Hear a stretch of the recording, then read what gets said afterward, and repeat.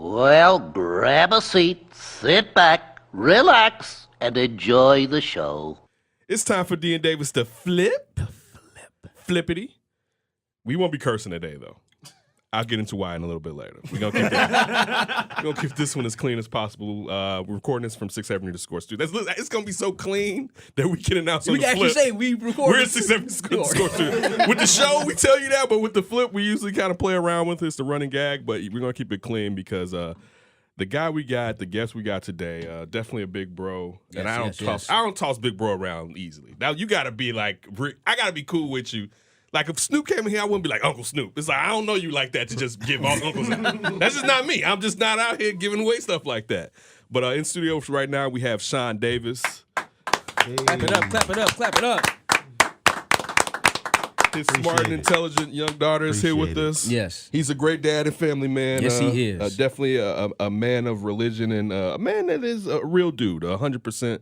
Always enjoy talking to him or whatever. Follow him at SD2 Mics. Make sure you check out the According to Two Sources podcast with Chris Kaysen and also Brian Crawford. BC. Definitely great. So make sure you check that, follow that, subscribe to that. He's the producer over there at ESPN. So my man has been in it. Definitely always tried to look out and help us and try to give us a helping hand. So we're definitely happy to have you with us today, brother. Man, I appreciate it. Matter of fact, I want you, everybody here, you maybe can compile it, do it separately.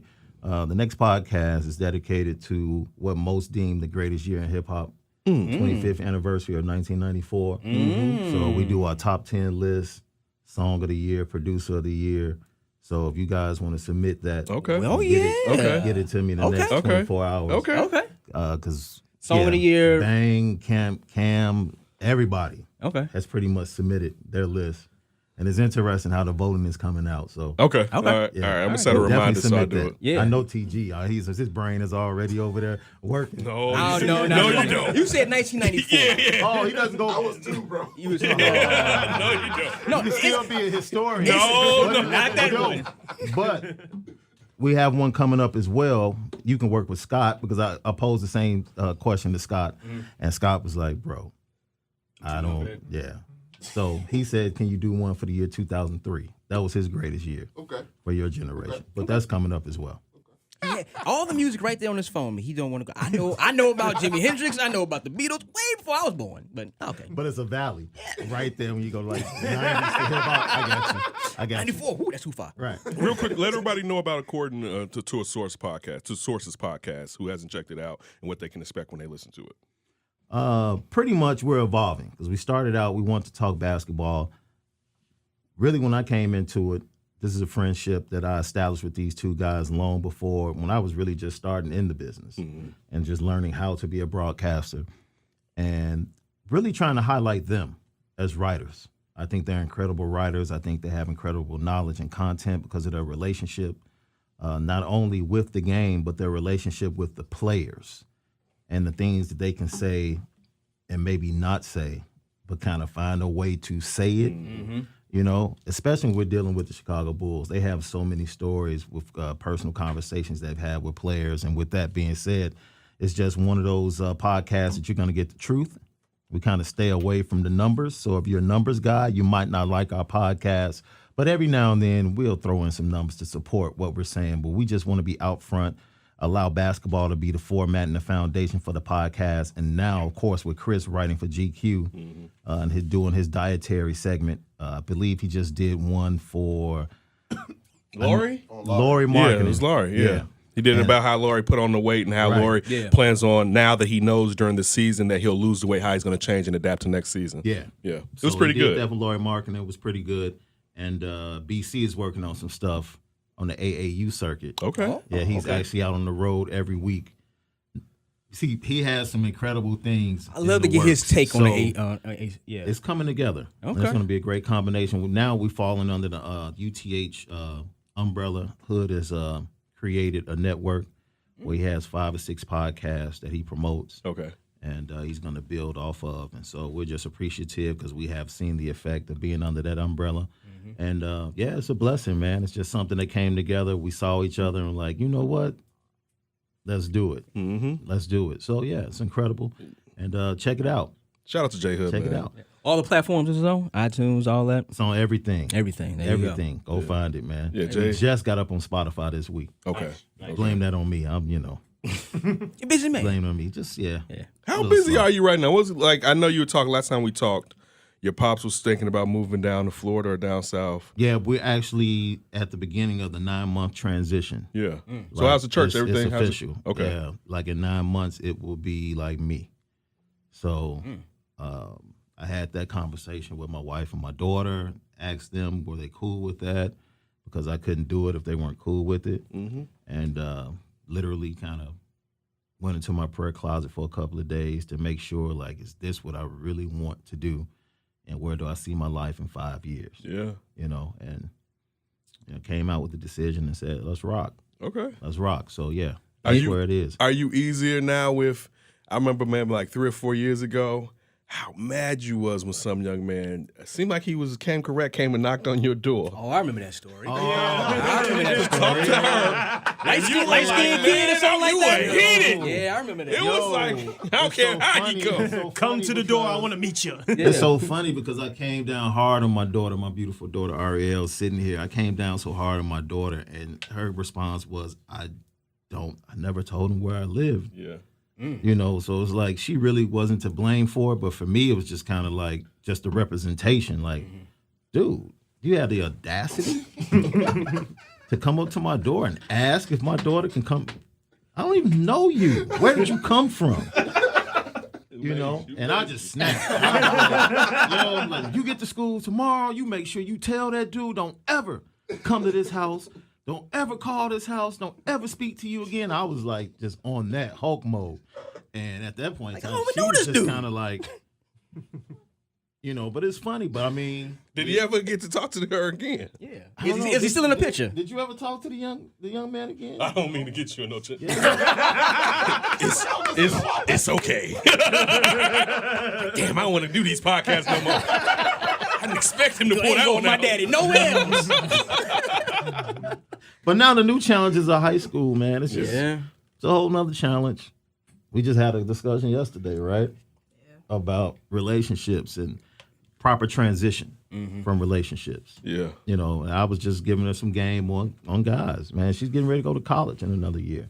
Woo. And more than likely, she's going to be thousands of miles away from us. So, I have to prepare her for life. And I was just teaching the lesson of transition in life.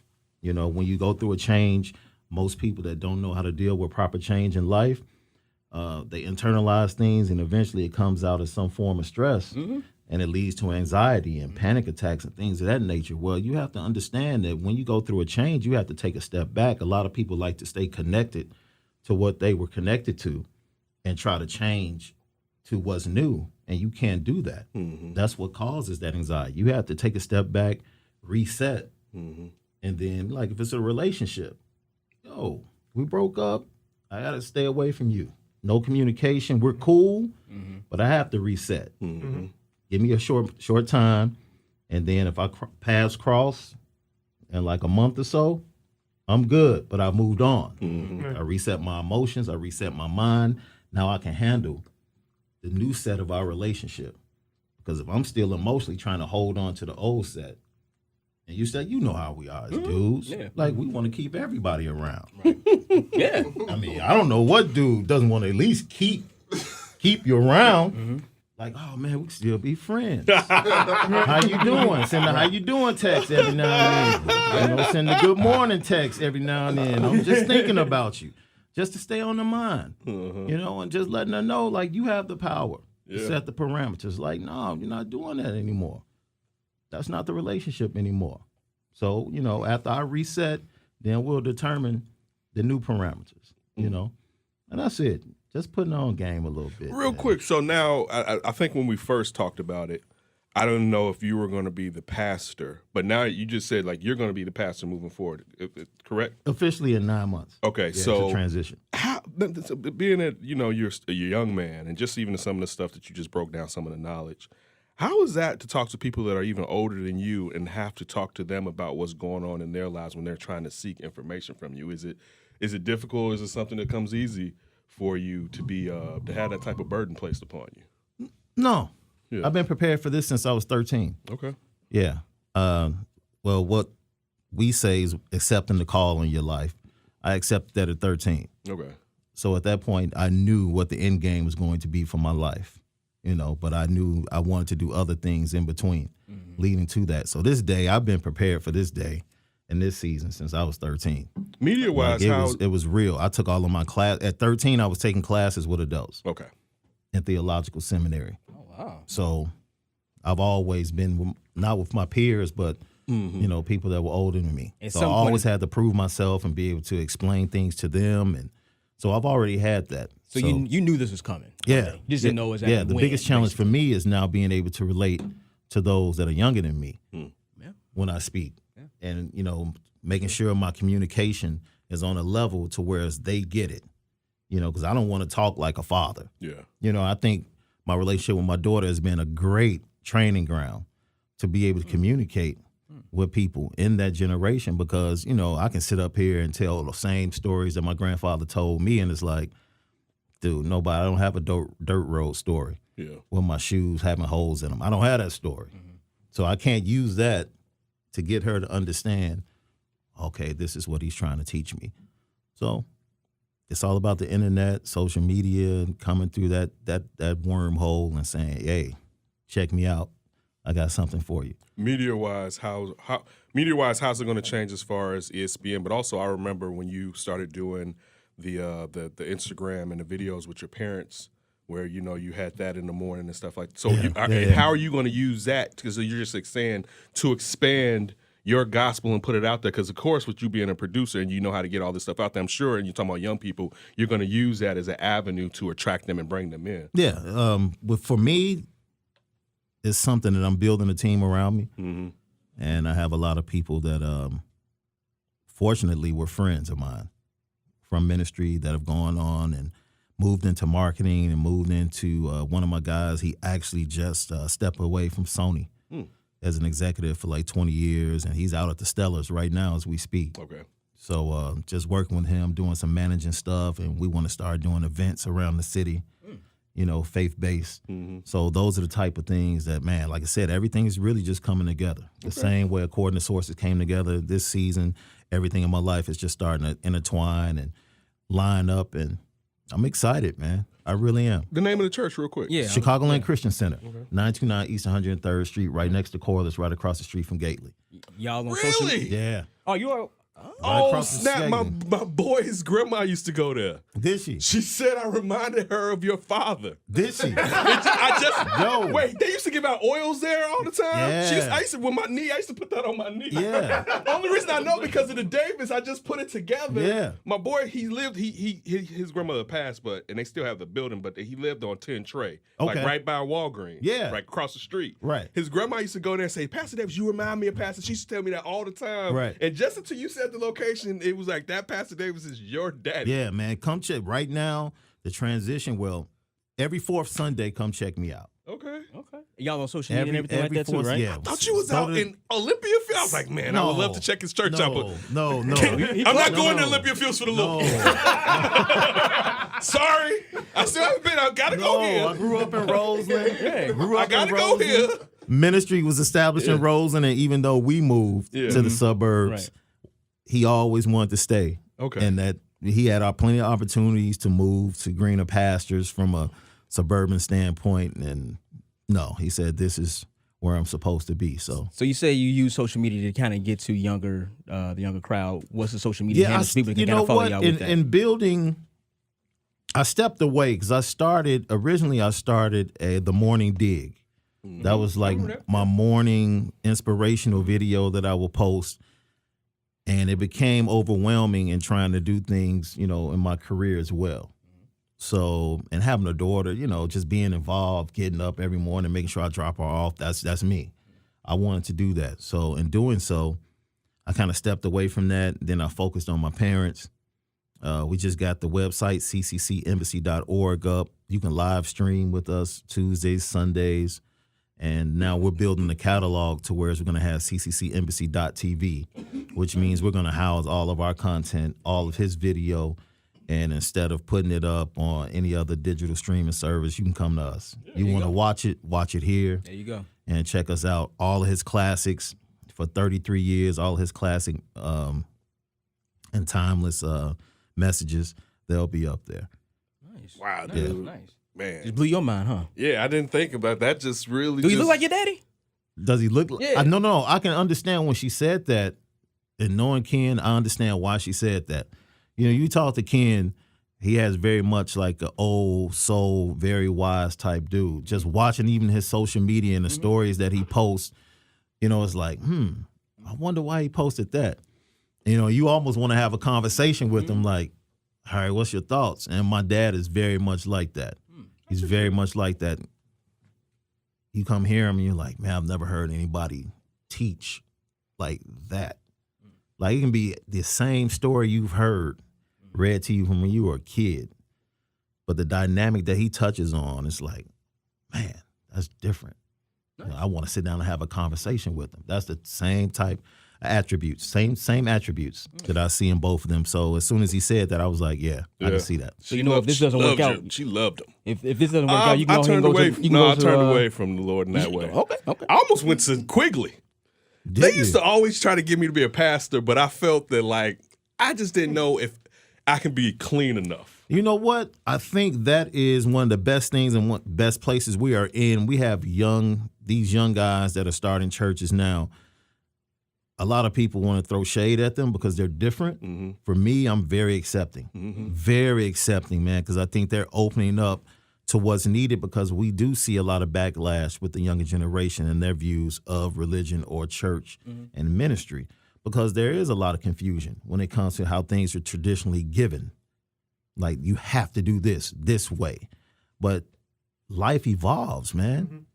Life evolves. And in my opinion, from my studies, you know, when I look at the greatest example that we look at, like, Jesus Christ evolved.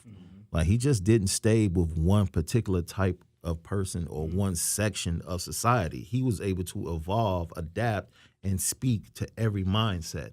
And if you can't do that in ministry, you're failing. You're failing. You might as well just say we're a club.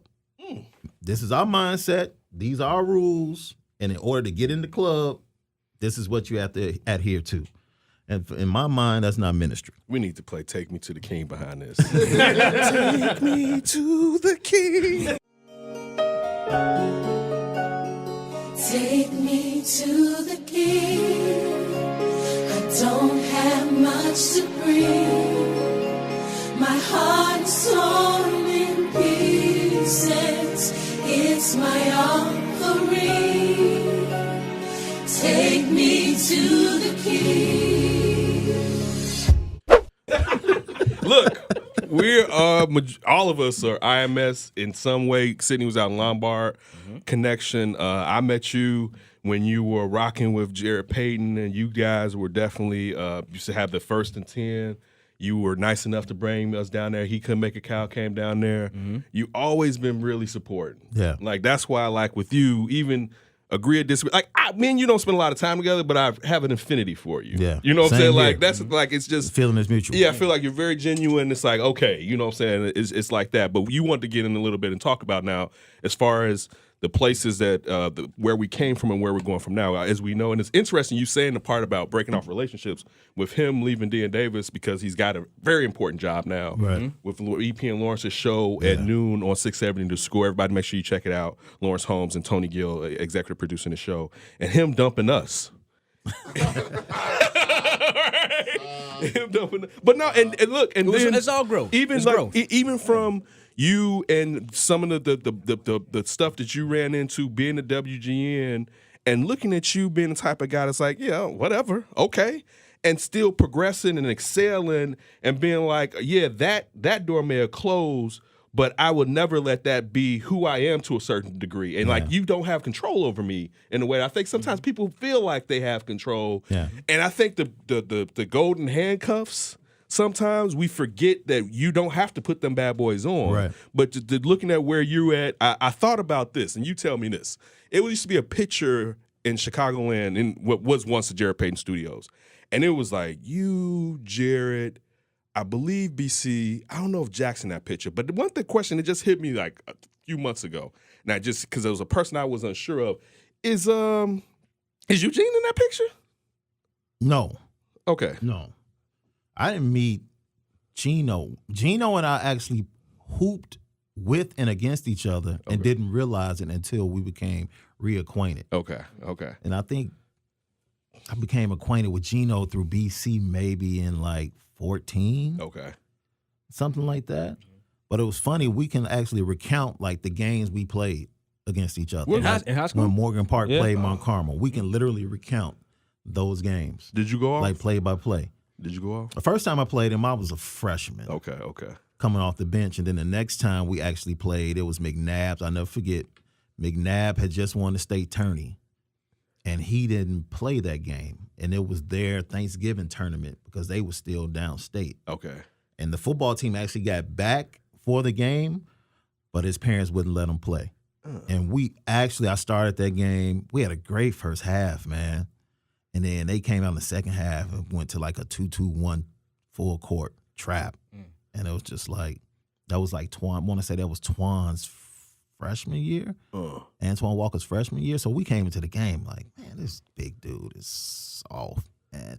Like literally, that's what, because he was a perimeter guy, and then he got more physical in the second half. I don't know, man. Coach lit into him. Something happened, and they pulled away. And it was funny. We were just sitting there recounting, like, yeah, I remember that. He was like, oh, you the dude with the high top, the lefty. Like, yeah, that was me. So We need that's the what picks. I'm saying, man. It's Yeah. just blessed to like have all of these paths cross and to see the success of, man. As soon as I walked in, I saw TG and was, gave this dude the biggest hug. Like, yo. Yeah. It was like, because I feel a connection. Yeah. Like, there's no competition. I don't know how anybody else feels. That's There's no competition. You know what I'm saying? That's what make it good though. Yeah. Yeah. You need that. You need that competitiveness. It's like right now, I felt like when JP first went to GN, Mm-hmm. I felt like, man, you broke up with me. Mm-hmm. Then I got over there, and then I left him in the podcast. Of course, Espen told me I could keep doing the podcast, but, some others didn't want it to happen on the other side. It was supposed to be a joint venture, but we'll let that ride off. I mean, look at what Bangs is doing. Bang. Even Cam Pruitt, what he's doing. Just to be honest, seeing my sister back on top. Like Beyonce Fox, who was one of my instructors. Yeah. And We didn't get a chance to be having a she wasn't teaching personal. She was cool though. I talked to her. Having she a was there. personal. I think she liked the cut of my jib. Personal. Having a personal relationship via Bang and constantly going to lunch and building that relationship. Yeah. And knowing what she was going, the frustration of knowing she was one of the dopest Mm-hmm. and having to sit out and wait for that opportunity to come back around. It was humbling, Yep. but she learned a lot. She taught me a lot. To see her on top, man, and listen to her each and every day, Mm-hmm. I'm happy, man. I'm like, I'm surrounded by greatness. Yeah. That's the way I feel.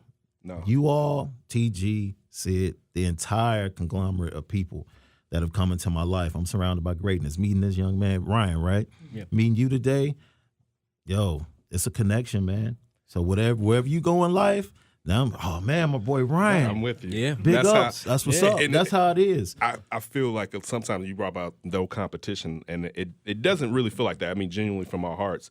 I mean, you look at kind of the same age range as us and the bigs, even though I feel like we don't necessarily do the same thing. But even if we did, it wouldn't be competition because it shouldn't be a crab in the barrel mentality when we're talking about. It's too much out here. Yeah, and Right. even It's too much out here. I was saying about this last week. One reason I love Chicago, and I know when I'm saying Chicago, I make it seem like it's not broader than Chicago because you hear about Chicago and you think it's always negative.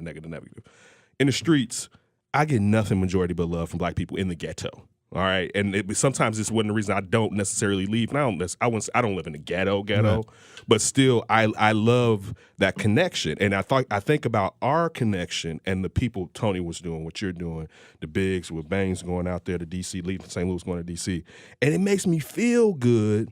What my partner does with and without me, it makes me feel good because this generally feels like we root for each other. Yeah. And we don't fall into that, but what about me mentality? Yeah. Because that's not that serious for the most part. Yeah. And if you're going to shine, you're going to shine. So maybe it's that you have to step up your game And also a good part about it is you have brothers or sisters that you can watch what they're doing and apply that to your game. Yeah. You have to step up your game, but I never feel like it's not a love, and that's one of my favorite parts about it doing this. The first guest I ever had when I did a show, my first show over at ICB was Necessary Roughness with my boy Zach Clausen, who's a huge Packers fan. What's up, Zach?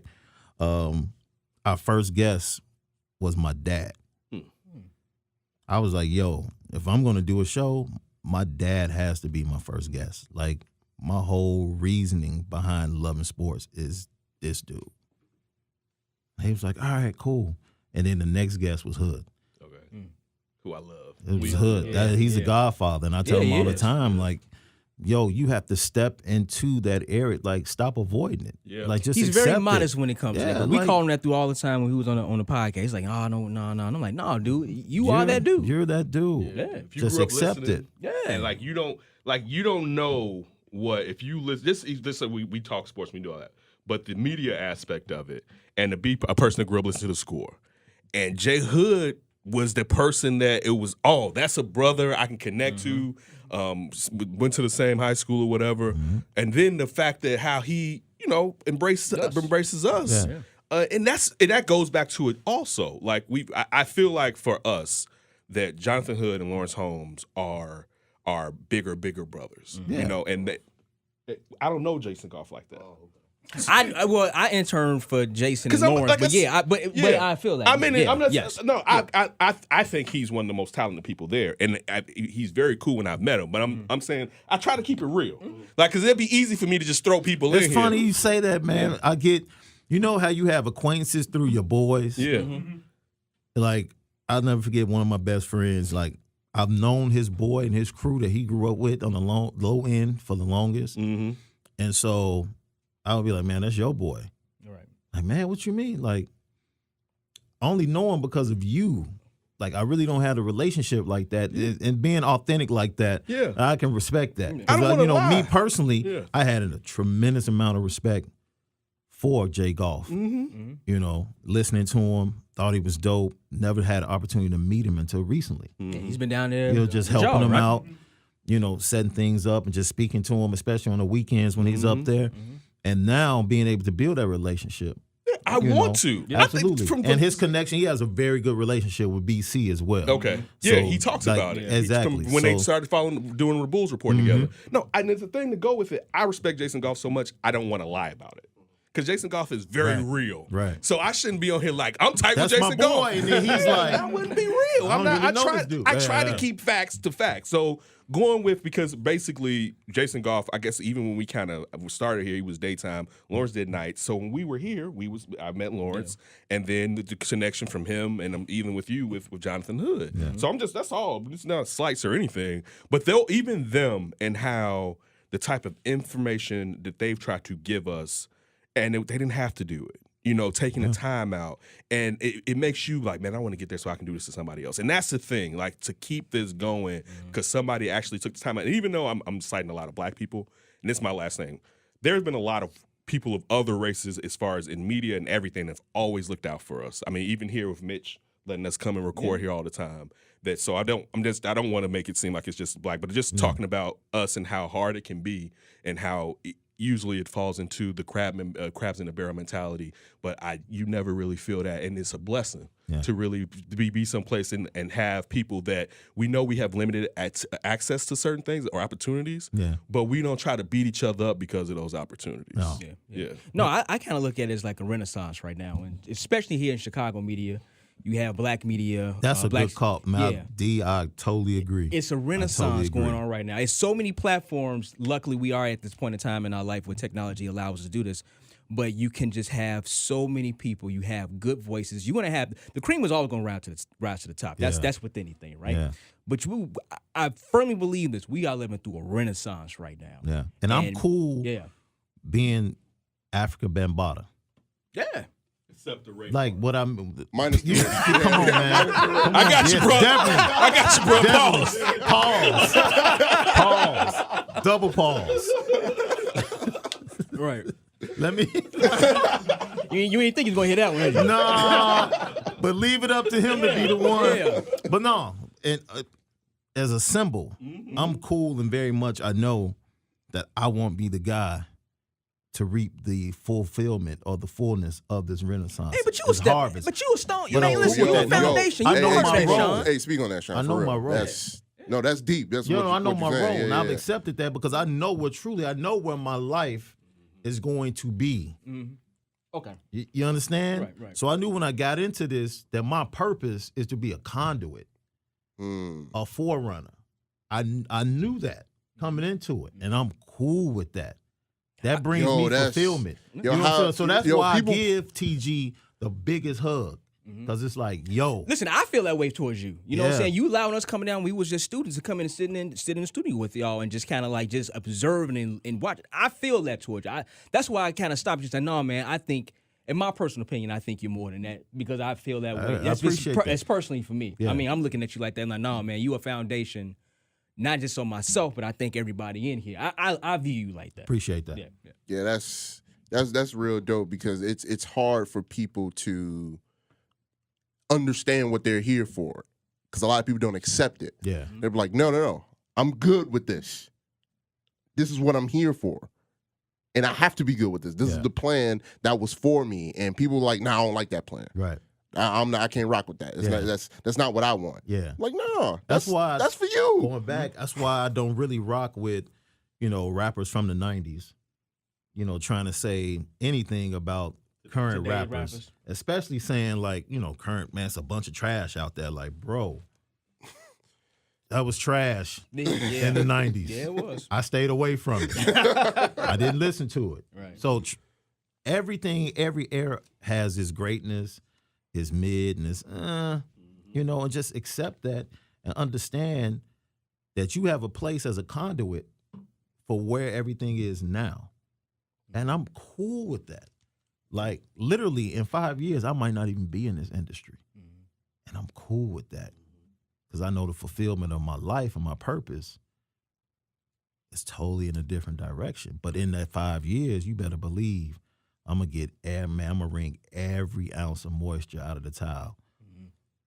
I'm squeezing. Leaving it dry. I'm squeezing, man. And it's dope that you, Hood, and Lawrence, and for me, Jason, setting that standard of, because, when you grow up in this business, you watch and observe and see what it's like. Yeah. And once, the main guys, you and the people I mentioned, broke through, it wasn't just about you guys. You guys were constantly looking what was coming up behind you, Right. and making sure as you climbed up that you were lifting up. Right. Yeah. And it really set a standard. So now I know that I have to do that. Yeah. When Greenberg wrote his piece on the new show, he made mention that this, to his knowledge, this is like the first kind of solo black host in Chicago sports and a black executive during the daytime. I didn't think of it that way until I saw it, and then I took a step back and I was like, "Wow, this is It's dope. somebody's watching you now. Than what I thought it was." Because going in, it's like, "Oh man, I could do a show during the daytime. It's dope," and then it's like, no, it's more meaningful than that. And my old man brought it up too to kind of confirm what Greenberg wrote. He was like, "You got to take this, seriously. Like this is a opportunity, not just for you, but to show the city that no, black executives and black hosts can thrive in this media in this city." Absolutely. So I had to take a pause and kind of just be grateful and thankful for this opportunity, because now that you guys have set that standard, now it's who else can I bring up? Yeah. And for one, directly is the Ian Davis show. When I was talking about how I was going to fulfill, this position, just working some details out, I brought up Ken and DeMond. I was like, they still got to be able to record here, Right. even when I'm not here. They were my priority, and making sure that they were put on. And it's gonna keep going. Yeah. Who else can I bring up? Who else can I bring up? These guys are gonna keep that same mentality going. Yeah. Yeah. That's dope. I think even what Lawrence said in that piece that was written when he talked about, the relevancy and what you mean, that's huge, man. For him to say that, Yeah. yo, that's dope. It yo. is, man. Like That is when you dope. see it, I thought that though. To me, when it first came out, you told us 3 or 4 weeks ago, and my first thought was black and not in a positive way. Like, damn. So if someone as talented as Lawrence gets the spot he deserves, but then you get to be executive producer at 26, a young black man who's earned it. All right, that's another thing. This isn't a gifted or whatever. Anybody knows you know how hardworking you are. How hard you push us. Yeah. You know like what I'm saying? Yeah. like I said, you're the engine. Now we have no engine. Ryan standing right there. Ryan is right there. Now we Ryan is right there. I don't even know how this I don't even know how this run high. Look at this guy. I don't know if it's if the oil is the same. We gonna find out how this one go. Let's just promise each other, like this will be known. It is the Renaissance, D. I totally agree with you. Yeah. And we will be a part of the golden era of whether you want to call it urban, cultural, black imprint. Yeah. In this market and worldwide. All right. I got But in 20 years, let's promise each other that we won't be hating. Oh On whatever comes after us. But after us, we don't want to be those dudes. Because it's going to be different, but understand and be comfortable. Like, yo, I was a part of that. Yeah. I was a part of that. This is going, I think, truly believe we're going to look back in 10 years, be able to sit down at dinner like, yo, that was a dope time. Remember our first time on the score? You know what I'm saying? That was like, remember meeting Sean down there with Jerry Payton? yeah. It's kind of like the native tongues. Yeah. Like they can look back like, yo, that was a dope time. Like what we created, what was going on. Everybody was spinning off doing their own thing, and we would come together and do things collectively. I think we're in the middle of that. The love. The one guy I don't want to forget too. He going out to L.A. acting, comedy, all that. Jay Washington. Yeah. Man, that's my that man's. dude, Inglewood's story. finest right there. True Jay story, Washington. which is why, I toot my own horn a little bit. Yeah, Toot my brother. own horn a little bit. Toot. And you can ask him, like, if you have him on the flip. Jay Wash came to do at a service, and I was like, I'm going to do something different. So my dad was like, what? I'm like, all right, you'll see. So I had Jay Wash come and do a 10-minute set before I did my sermon. Just to loosen things up. And he did it, and everybody was dying. And then I did a message on knowing when to let go. You sent him off. And that was the Sunday he said, bro, I'm going to L.A. He was like, I needed to hear what you said. So, like, every time he does something, I'm connected. I know, man, my grandfather always told me, never make deals, build relationships. Never make deals, build relationships. And that's what I've done. So all the relationships I have, man, they yield fruit. They continue to yield fruit. So when I see him on a commercial, it's like, my message. Yeah. That's just the way I feel. No, you should. You should. You should take pride in it. Yeah, man. Jay Wash, it's a ton, probably tons. I call him Unc. Ernie Scatton? No. Well, definitely Ernie Scatton. Definitely Ernie Scatton. Definitely Ernie Scatton. Damn, we didn't say Ernie. But Sam Silk. Okay. That's Unc. Okay. That's Unc via Bang. Unc Sam. So Sam Silk. Yeah, connecting to guys like that. Dean Davis in studio right now. Shaun Davis. Casso on the board. SD2 mics. Always check out the According to Sources podcast. Producer at ESPN Chicago. Definitely always appreciate you joining us. So let's jump into some of the topics. Let's go. Let's have some fun. So Uncle Lou wants to bring back Freaknik. I'm for it. To Atlanta. See, this is the only thing. I'm for it. So in our text chain, when this popped up, I think that's. Did you send it? I sent it. You Yeah, sent I saw it, and I was like, all right, Tony and Melvin go. Because I was hoping it was going to be like, even though I knew it was going to be old heads, because it's for old heads. Little Scrappy, the Brat was on there. It's a lot of old heads. I'm cool with that. It's more of it's Project Pack. And in the commercial, Project Pack's like Project Pata. And I used to love me some Project Pack. But I'm like, damn, Project, you got to. In my projects. Adina Howard. Chicken. Bun B's going to be there. And Adina is the perfect representation of Freaknik. Everybody seen it. I saw her in concert when I was 13 years old. Changed my life. That's all I got to say. I'm sure it did. Whoa. I'm sure it did. Did you guys check out her episode of Unsung? It was on a couple weeks ago. I recorded it. I haven't watched it yet. No, It's very good. But I'm going to have to watch that. I have to watch that. The thing that stood out to me is that it's going to be more of a concert. So like in '96, the police instituted restrictions to make it harder for revelers to wreak havoc because they used to arrest like 2,000 So it's people. like a festival type? It's like, I think it's more of that one, they're naming that concert Freaknik, but Yeah. I don't think that he has put out necessarily, like you just said, what's going to be around it, what's Right. so what's going to encapsulate it Am as I a far as. bad dad if I want that experience for my daughter? No, because she's got it's to called- go to college. Yeah. So that's Living, this it's is living the life. thing, You got to too. see Yeah. everything, right? Yeah. It's like you It's- just said, it's- it's life. She might not want to go. I mean, it might not be her bag, but you never know. I drove twice. Oh, so you've been? The original? Yes. I I was too young to go. I almost made it. Man. My oil It's in switch demand. popped. Look, Go ahead, let tell me us. tell you something. We would literally drive.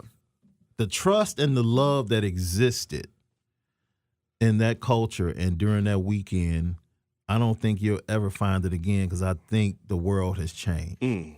But literally driving with no reservations, getting there, befriending young ladies that you've never met in your life. They allow you to sleep on the floor of their hotel room and you just like kick it all weekend. I'm not talking about, man, we're going to this spot, we're going to this club. No, I'm talking about we're about to go sit on the hood of our car on this street and like kick it. Because it was at a park originally, right? It was at a park originally and then it just spread It was out just expressway. to everywhere. Like everything, yeah. It Like was- streets were shut down. People were just out in the corner, literally all day. Like, let's go grab something to eat, sit here, and like meet the girls as they walk by and just enjoy life. Like, that's never happening again. Yeah. Not the way the world is now. Yeah. No, but that time was amazing. We literally had no plans to go and just said, let's go. What's the craziest thing you saw when you was down there? Oh. I mean, just pub. No. He said it. No. He no, said it. No. I mean, He know how to talk. Public intercourse, man. Whoa. Public intercourse. Well, It was just like Well, Lord. public intercourse. Yeah. Well, yeah, that'll count. Public. That'll count. And it wasn't like singular. yeah. Just going out, just looking around Oh, it everywhere. was just like, wow. it was bananas, Yeah. man. I Like, got the literally, tapes. we went down there. It was a group of 8 of us. How many made And it I back? didn't see, we were like, because you have to realize no cell. Wasn't Yeah. like, wasn't It was 96, cell right? phones, Was it wasn't like we 95, could be 96? stay- Yeah, Yeah. we couldn't stay connected. Yeah. When I Yeah. went, it was like 93 and 94. Okay. So it was A like, beeper was the best thing, So it was right? even yeah. better. It was so even once, better. Once you get disconnected, You're done. like it's like a hope and a prayer. Like, man, I hope we run back into Exactly. my boy, because man, we got to get back to campus. You know, that's like a 10-hour drive Yeah. from Champaign. So Yeah. it's like, yeah, man. And we just had like, man, we'll run back into him at some point. Okay. Damn. Like we lost 3 of my guys like the whole weekend. Like Sunday at noon. Yeah. Oh, there you go. we Found woke you. up Monday like, oh, there y'all go. Yeah. All right, let's hop in the car. It was, I mean, it was incredible. It was incredible. Man. Like I've never seen. Look, I was starstruck, which is my wife is the only dark-skinned woman I've ever dated.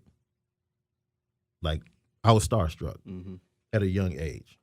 Light skin, long hair. That's what I always dated. Right? Come on, we talking about from the South too, and that's the difference. It'd be different if Freaknik was like up north in like New York or something like that. right. Like the hospitality wouldn't even be the same. Great point. So like you go to the South, well, Southern hospitality is totally Ryan. Like you go to the South, Ryan. Just letting you know, Bro, Ryan. let me tell you something, man. Change your life. Like you know how girls are up here? Yeah, you go to the South and you just walk down the street and a girl just walk up to you and stroke your beard. Like, man, I really love your beard. It'll mess you up, man. It'll mess you up. Hey, You Dean, know, hey, I Dean know Davis, you I don't- won't be back in Chicago. you Yeah, don't- you don't guys, I get got to that. go on vacation. I mean, a personal work trip. I'll be back in a few weeks, month. Yes. Tony, cover Yes. me for a little bit. Yes. Yes. Opened up social media around as a black family. The Southern hospitality. You know. Me and Shaquita are doing well together. You know, it's like Thinking about like moving back north. Here, it's almost like Kobe versus Tony Allen when you try to spit the females. Like you have to have a counter to the counter. It's like their defense is like, dude, can we get past this? You go to the South, it's almost like, man, free flowing offense. No hand checking. Spacing. Run everything, TMC back in the day. mad lanes to Right. go. Pace I was is about to great. say mad lanes to penetrate, but I don't. Pause. But no, it's just so much easier, man. And it's almost shocking coming from up north because it's like, whoa. So Yeah. I was this is 97, I believe. I had just gotten this Grand Cherokee Limited. I was talking to my son about it. All-wheel drive, it was bad. I thought I really had an issue. Only problem was my oil switch had broken. I thought I got it fixed. My older brother had given me some money to get it fixed up here, and the dude kind of fixed it. Was like, hey, come back. I was in college, had a car I wasn't supposed to have. I'm out. I get on the road, that bad boy pops again. One of my boys is a mechanic. So our debate is, are we going to put this on the road and go to Freaknik? And I'm like, dude, I can't have this become a paperweight because it's going to be somewhere in Tennessee on the side of the road. And so I ended up not going, but we got the tapes, what you said, mad crazy. But one thing, going back to down south, so I used to spend a lot of time after went to Spelman. Spent a lot of time, even not with her either. And funny thing, she was talking about, well, you need to find a church. So we're going to come past there. But he's the pastor, so we definitely gonna. But so look, and going to your thing, I remember just times being down there, and late night Atlanta life, meeting girls, not doing nothing, but just how easy it is. And this is, I think, even down there, I'm sure it's still easy because it's southern Like southern the hospitality. underground. Yeah. Oh man. But I feel like even back then, what it meant to be from up north down there, because this is before Atlanta was the Atlanta it is today in a way. It was still Right. birthing. It was coming. Yeah, it was So, coming because at I that feel like time. now the Atlantans, they know their worth. Right. So it's like, hey, yeah, you from there, but we from, it's like this. Wakanda, basically. Yeah, back then, just being like, hey, some mean girls that, we dance for Shorty Red, or being with at the time, running around with Shorty Red. But just the type of action, and like you said, the affinity and how nice. And that's one thing that you're right. If it was up here, to a certain degree, it definitely, if it was New York, it wouldn't work at all.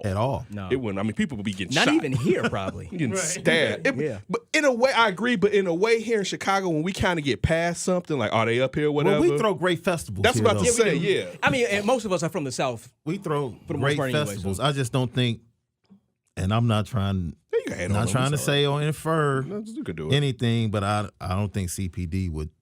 We'll have I that. don't think they're ready for. Yeah. What that type of festival? I don't think CPD would be ready for You that. mentioned Starstruck. What are some of the stars you saw down there? Or did you see any stars down there at that particular time? I didn't know. We actually, session with Farside and didn't even know it was Farside. Whoa. Tony, do you know who the Far Side is? I do not. Damn it, Tony. T. You have to promise me that you're going to do better. Okay? And no. Come on, man. We're going to make a commitment. You can ask my daughter. Yesterday, as growth, I actually lent my ear to 3 tracks off this new King Combs album. Just not to be a hater. Just to say, I haven't even listened. yo. And she schooled me to some of the features because I didn't know who else was on there. And I was like, okay. So I need you to do better. It's no We excuse. try this all the time. There's no excuse in this world of streaming Yeah. for you just to go in. We've been trying, I Sean. listened to Nori. Yeah, we did get him listen to CNN. He listened to CNN. You can listen to Nori because you saw Drink Champs. That's the only reason. And it's not, so we have to go beyond that. Right. You have to go beyond that. You have to understand that literally Farside birthed Snoop. Snoop said it himself when he had him on his podcast. So guys like that, yeah. It is literally Bizarre Ride. It was on my Instagram story a week ago. Favorite Far Side album? Bizarre Ride too. I'm a Lab Cabin guy. That's cool. I think I wrote Bizarre Ride But Bizarre Ride 2 too. was Bizarre Ride was before its classic. time. It was before its time. Like for anybody to do that, like people say, the Chronic was like, oh man, the Chronic was all about weed. Like, dude, Bizarre Ride 2 was It's a bizarre ride. a bizarre Look ride. at the cover over it. The They cover pretty of it. much- yeah. told you, like, we're smoking and we're going to give you the thoughts we have when we smoke and we're high. Like, no, that's different. Like, Chronic was just like, man, we're smoking, we have a good time. It's a party. This is what we do. We get on females. No, these dudes were just like, you know, your mama got a glass eye with a fish in it. Like, that's literally what I'm imagining when I'm high. And they turned it into a track, a record. That's crazy. And it worked. It popped. It's a class. To me, it's a classic album. Because, like, literally, we could sit up here and debate. You can get 10 people in a room about that Bizarre Ride 2 album. And I don't think anybody will have the same favorite song. Your mama got a glass eye with the fish in it. Your mama got a glass eye with the fish in it. All right. So, real quick, this Tuesday we're voting for the mayor? Yes. This Tuesday here in Chicago. I'm trying to go do it Monday just to get it out. I'm going the to do way. it today or tomorrow. Man, can this city get a do-over, man? That's what we're going to get to. So, right maybe. now, we have Lori Lightfoot and Tony, president of Cook County, Tony Preckwinkle, who are the two candidates in the runoff. We're voting this week. It's the first time we're going to have a sister as the mayor of Chicago. But you just said, can we get a do-over? What's your opposition to these two women running for the mayor? And I have no dog in this fight. Yeah, because you're in the burbs. Because I'm in the burbs. And Yeah, man, you ain't even voting. Yeah, I fight the other fight with, like, school boards and stuff. So That's a different one. that's a totally different one. Yeah, that's true. I'm just not comfortable with either one. Why not? For What's going different on? reasons. I mean, you know, now that I've seen the photos of Lori Lightfoot and I know she's a mole. She was standing there. She was standing there, yeah. That picture was pretty funny. You know. Hey, I'm from out east at work. You know, Tony Preckwinkle, you know, she's a G because she's with the machine. Yeah. So it's almost like the moles and the G's. But no, man, I don't know. Yeah. Because I think this city is at a time where, I mean, we're losing a lot of people. The financial situation. It's a perfect opportunity for this city to boom. Yep. Yeah. Especially in the parts that it hasn't. Oh, man. Well, it's booming for some people, but some people are getting pushed away. And that's what I'm saying. So with Lori Lightfoot, she's been around. She's a Democrat, but she's very conservative in a lot of ways. She says independent Democrat. That's what she says. Basically, what she's saying is my thoughts are conservative, but I'm going to roll under the flag of the Democratic Party. You know, I have concerns about that, especially when it comes to those that do nots or don't have, the have-nots. I.e. Woodlawn. Yeah. It's coming. Things of that nature. And then Tony Preckwinkle is just the same old thing. It's like, you know who she's connected to.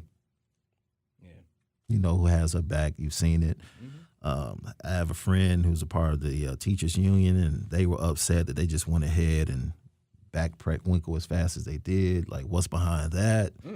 You know, so it's a lot of things that are just fishy. It's a lot of murky water to look through to try to figure out this race. Right now, I actually think, in my experience, the machine always wins. So even though Lightfoot won the primary, it's just in my experience, especially in Chicago, the machine wins out. So you think Tony's going to win? I do. I wouldn't be shocked if Lori Lightfoot won, but yeah, I think she comes out on top. You said do-over. I mean, I know you're in the birds, but obviously you hear everybody, Chicago's so big, whatever. Yeah. But was there a candidate that was running that you rocked I just with? don't really think anybody put forth a true campaign. I think everybody came late to the game. They didn't know Ron was going to step down like that.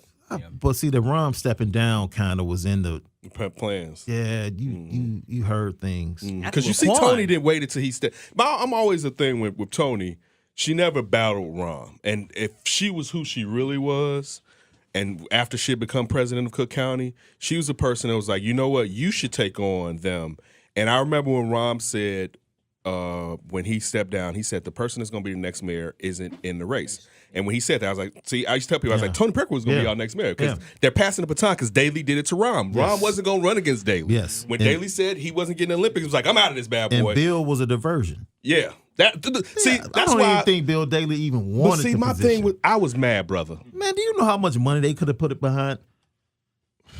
Dude. If a Daley really wanted to be the mayor of this city. Dude, it was close though, Sean. Because look, it could have been like Trump. where it was like, I didn't really want this, but damn, I'm right here in this once position. again, he came so late to the game. Like, nobody was really out there like 3 years ago, like, I'm coming. And this is what I have. This is my platform. Talking to the people.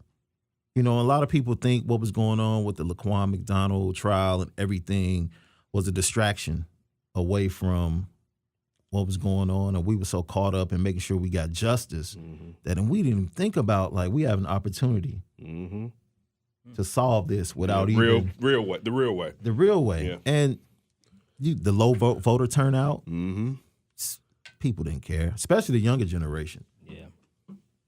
And that was my thing. Like, you look at Chance and look at the opportunity, all of the young people that marched and protested.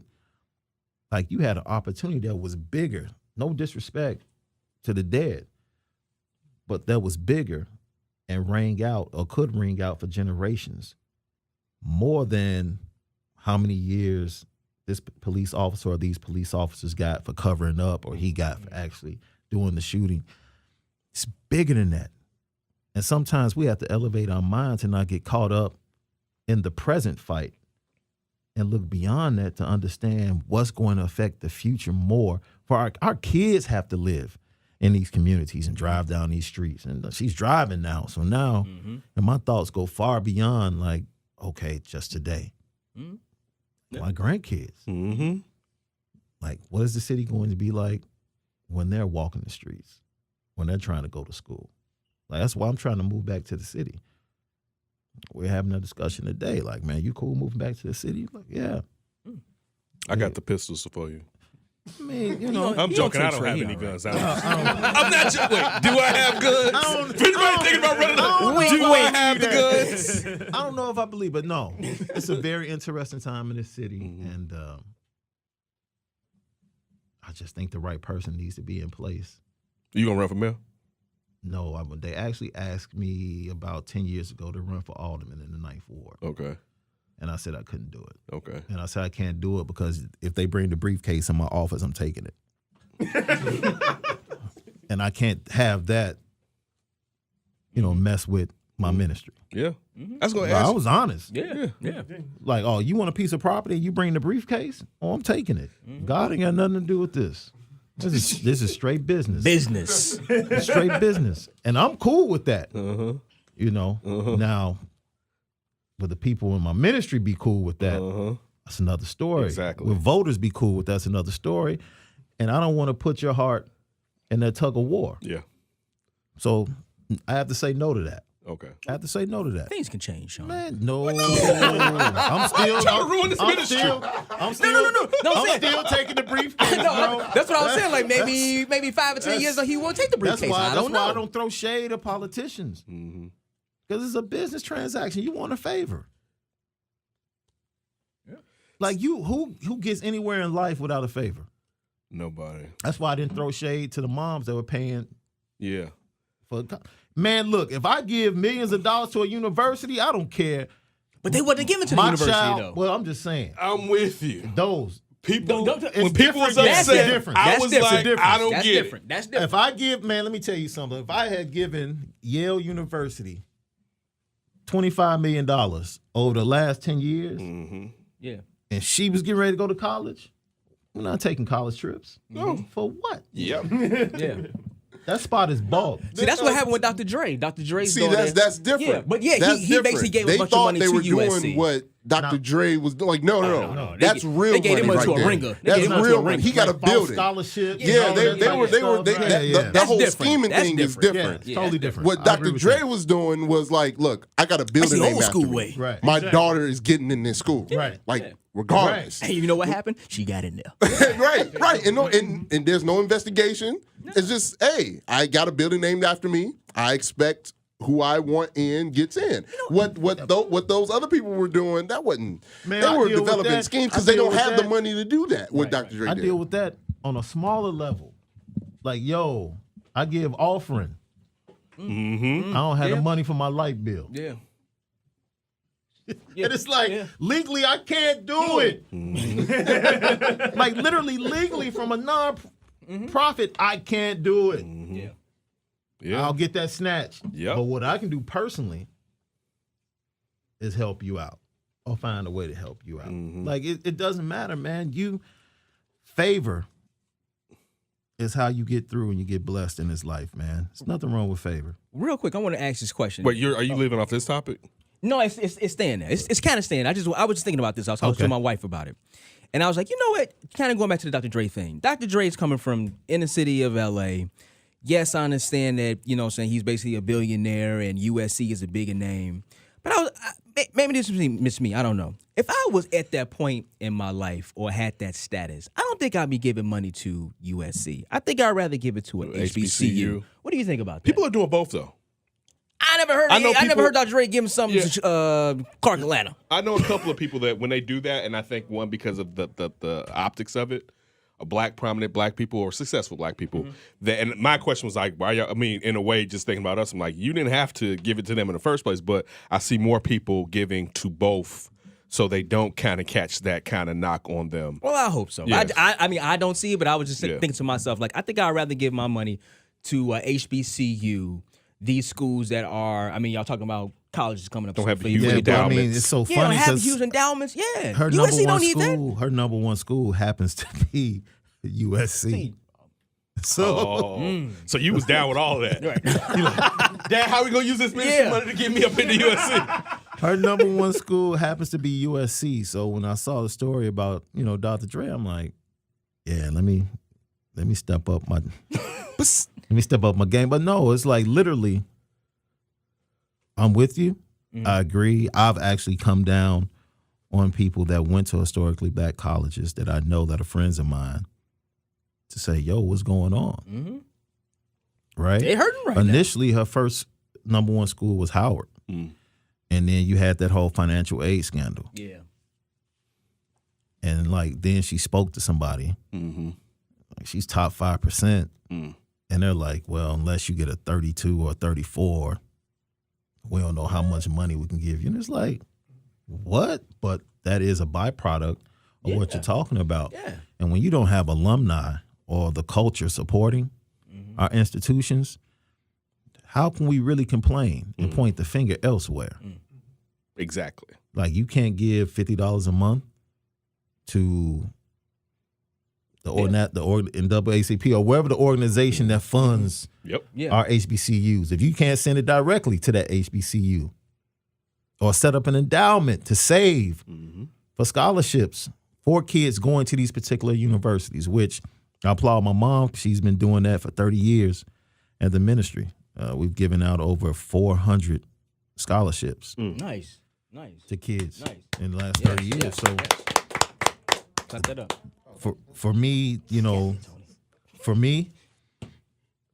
wholeheartedly, I'm with you.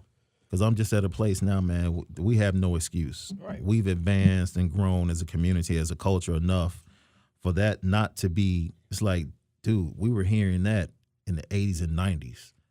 And as far as we've advanced as a culture, we're still hearing that. Yeah. Something's wrong. Yeah. A lot of people have more money now than they did back True. then. I wanted to go to Tennessee State so bad. Me and my other two cousins. I was basically in there. I wanted to go But to they Tennessee were giving State. money, though. They were, and it was kind of it crazy. was a lot more Pell Grants. It was a lot. It was. There was a lot And more even though my people, federal money people own the subways, whatever like that, it Yeah. was still kind of like, man, we don't know if we can swing you to send you all the way down to Tennessee. And I Right. think also too, I'm an only child. My mom Right. didn't want me to go far, so I ended up go to Northern and graduated in Columbia. But my little cousin, who's basically like my little sister, she ended up going there. Okay. And I was so happy that she went to a HBCU, and she's still down there in Nashville. She gives back. She still teaches all that. Man, I'm so happy that she did that. Another great homecoming. Yes. Like I tell my daughter, you got to go to you have to go to a Howard homecoming. I don't care if you don't even go there. My wife went to one. She said, man. You have to experience it, and you have to go to a Tennessee State homecoming. You have to. If you're from this culture, you have to go. It's bucket list. I think I've Well, been to a TSU. forget bucket list. It's life list. Yeah. It's the life list. I You have to. was going down there, but by that time my little cousin was. We had a 2-year-old, and it was. We wasn't in the position to get down there. But yes, my other little cousins that went down there, they all like in their mid-20s. They like, damn, D, you missed it. Like, And if damn. you're looking for the and doing research, one of the other schools she was interested in was Vanderbilt. And doing the research, they have a place in Nashville where all of the schools allow all of the students from all of those schools in Nashville, Vanderbilt, Meharry, Tennessee State, Fisk. I think Fisk is down there. I think. Fisk, Yeah. they all meet at this spot. And that's where they congregate and they know each other and they get to know each other. So now it's not just about like my friends are at Tennessee State, like, oh no, I got a group of boys that's over at Vanderbilt, or my boys at Fisk. And it's like a union for those students. It's a great environment. Of course, Nashville is a great nice. city. Nashville is that's nice. why I Dude, fell take in a love with weekend, Nashville. I fell take in a love with weekend, Nashville. Yeah. and just go to Nashville with you guys It's nice down and there. just go bar hop. Yep. Yeah. Brian, look at me. Look at me. My daughter can attest to this. There's two things I know, no matter where I am in the world, where to eat and where to have fun. Go to Nashville. Why do you want to be mayor? Ms. Preckwinkle? As I said, I love our city, and I know that it faces tremendous challenges, and I think there are challenges that I am uniquely qualified to address. You know, I had to fight to become alderman of the 4th Ward. I won on my 3rd try against the machine, and I had the privilege of serving my community for almost 20 years. Ms. Lightfoot? When I look across the city and I see the many challenges of individuals who look like me, growing up in families like mine, I know that we can do better as a city. All right, so going along and continuing the conversation, what's going on in the city of Chicago. And this is also big nationally. We have the incident that took place with Jussie Smollett. Cook County AG Kim Foxx came out, and right now she says she's open to transparency and to have any non-political organization to come and to evaluate if the evidence was as tight as what necessarily Chicago police was putting out there.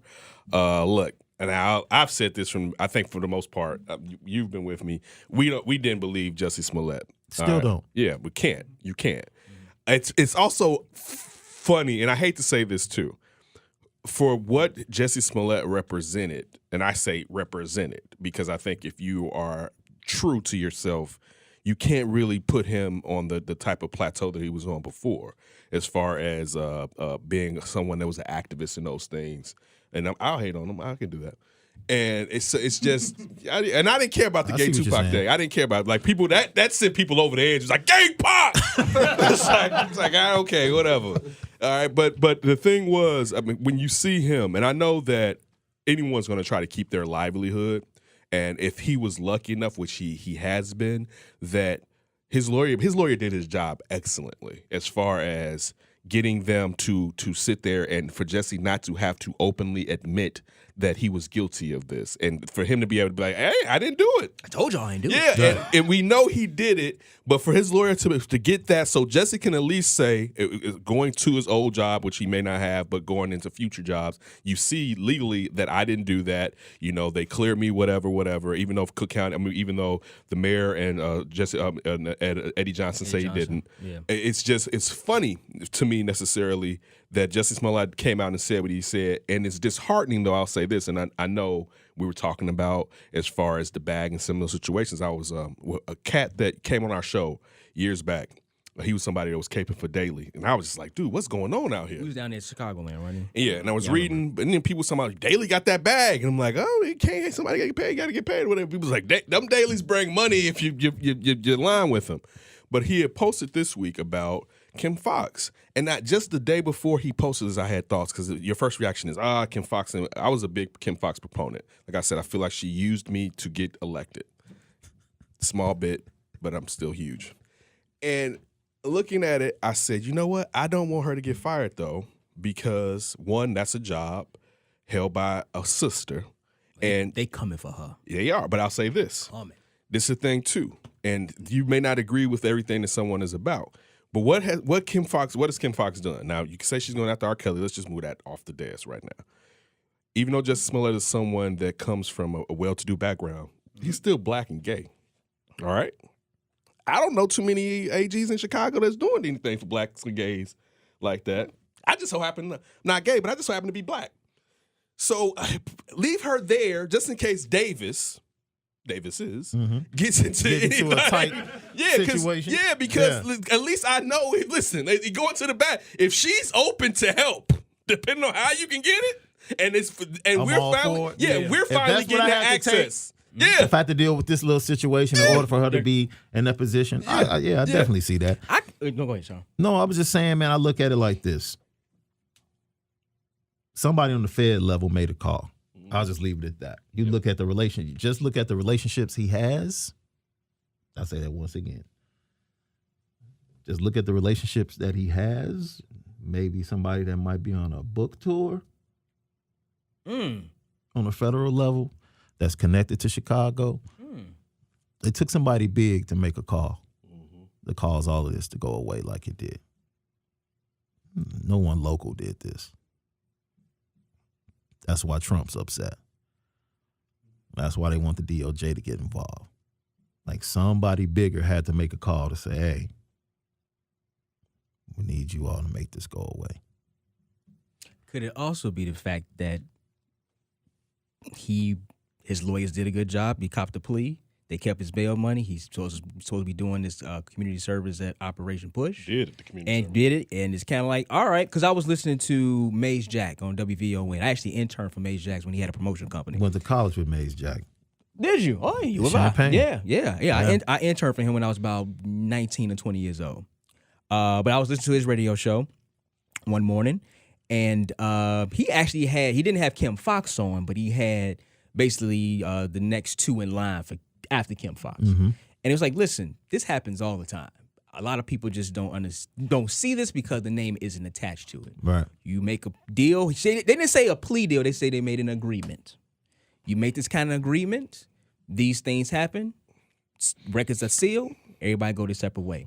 And they also say like quite a few African Americans within the city, this happens to, they make these kind of arrangements and deals and everything goes away. I think that's probably what mostly happened. I do like your theory about somebody making a made a call. Made a call. That I will not rule out. But I think these things cannot happen, but it's a simple fact of you have sexuality, him being gay. You have race, you have black. And also, too, this all first broke, we talk about the economics of it. The city does not want to look bad on the national scale because you have what? You have Empire. Right. You have Chicago PD. Right. You got Chicago Med. You got Chicago Fire. They don't want that money to get upset either. So it's kind of like, listen, we need to, maybe they could have jumped ahead of their skis with how CPD was out there, the leaks and everything like that. They got aggressive. They got very aggressive. Way aggressive. And I think it's like an overcorrection to the overcorrection. And now it's just kind of dwindling down. But I did see Eddie Johnson come out and say, like, you know, we need to get past this. Go back to your point, somebody made a call. Yeah.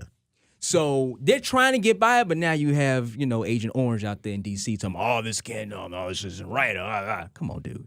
Oh, that's a front, too. It's a front. It is a front. That's bark. Right. Yeah. I don't think really the DOJ, like if somebody made that call, you're not going to. Over this guy? You're not going to mess with that. And the bigger scheme of things, you look at it, I totally agree with what you said. The city couldn't even, first of all, it really wasn't I want to make sure I say this without offending somebody. Okay. The story really wasn't as big as it was made out to be. Mm-hmm. I'll just leave it at that. Okay. I'll just leave it at that. The story really wasn't as big as it was made out to be. I mean, a young black man, regardless of his orientation in the city of Chicago, being looked at or spoken to a certain way, that's every day. Mm-hmm. That's every day. I got chased in Beverly in high school by like a bunch of kids from Mount Carmel that were on spring break, and we would just happen to be playing in that park. So mob mentality in Chicago, I mean, that's an experience that a lot of us have, mm-hmm. And without knowing the facts and the truth of it, is it a possibility? I guess, because the city, I guess is a possibility. Everything just seemed fishy to me. Hey, listen, remember Everything just seemed fishy to me. I didn't believe it. And it had to be on both sides. I will say this. I think there's something fishy on both sides for a higher power to come and say, hey, stop. Mm-hmm. We need to, you could prosecute, but it's not even worth it. It's a falsifying a police report. Come on, It's not even worth it. Just keep it going. And if you were silly enough after the whole thing you just went through as a city, we just went through with Laquan McDonald. If you were silly enough as a police department to not dot your I's and cross your T's, then once again, that's on you, man. Yeah. That's a civic failure. That's a civic failure. And so if you let him get through, man, if the loopholes were there and his lawyers did their job, I don't know if I want to say tip your cap, but it's like they played the game right. They played the game. That's why right. you pay them. They played the game They right. played the game And right. as they said, keep it moving. Yeah. Move on. It's the summertime. We got a bunch of festivals coming up. It's time to kick it. This is the best time to be in Chicago. Block party Let's coming go. up. Yes. I saw the first sign for Lala go up. You know, I'm waiting for did the lineup come out yet? Yes, Yeah, it lineup did? came I'm gonna out. have to check. My daughter's shaking her head like, yeah, this might literally be the first year she asked me to go to Lala. I am frightened. You should She's be. back here scheming. She's taking the Metro downtown by herself. Hey, yo, shout out to her. I want to give her a shout out. 2 weeks ago, was it 2 weeks ago? She performed at Chance's open mic. Congratulations. So she performed. The poetry, and- spoken word, what was it? Yeah. She asked me, what did you sing? She sang Goodbyes with Georgia Smith, and she was one. They put 3 of the performers on their page, the Instagram page, and she was one of those 3.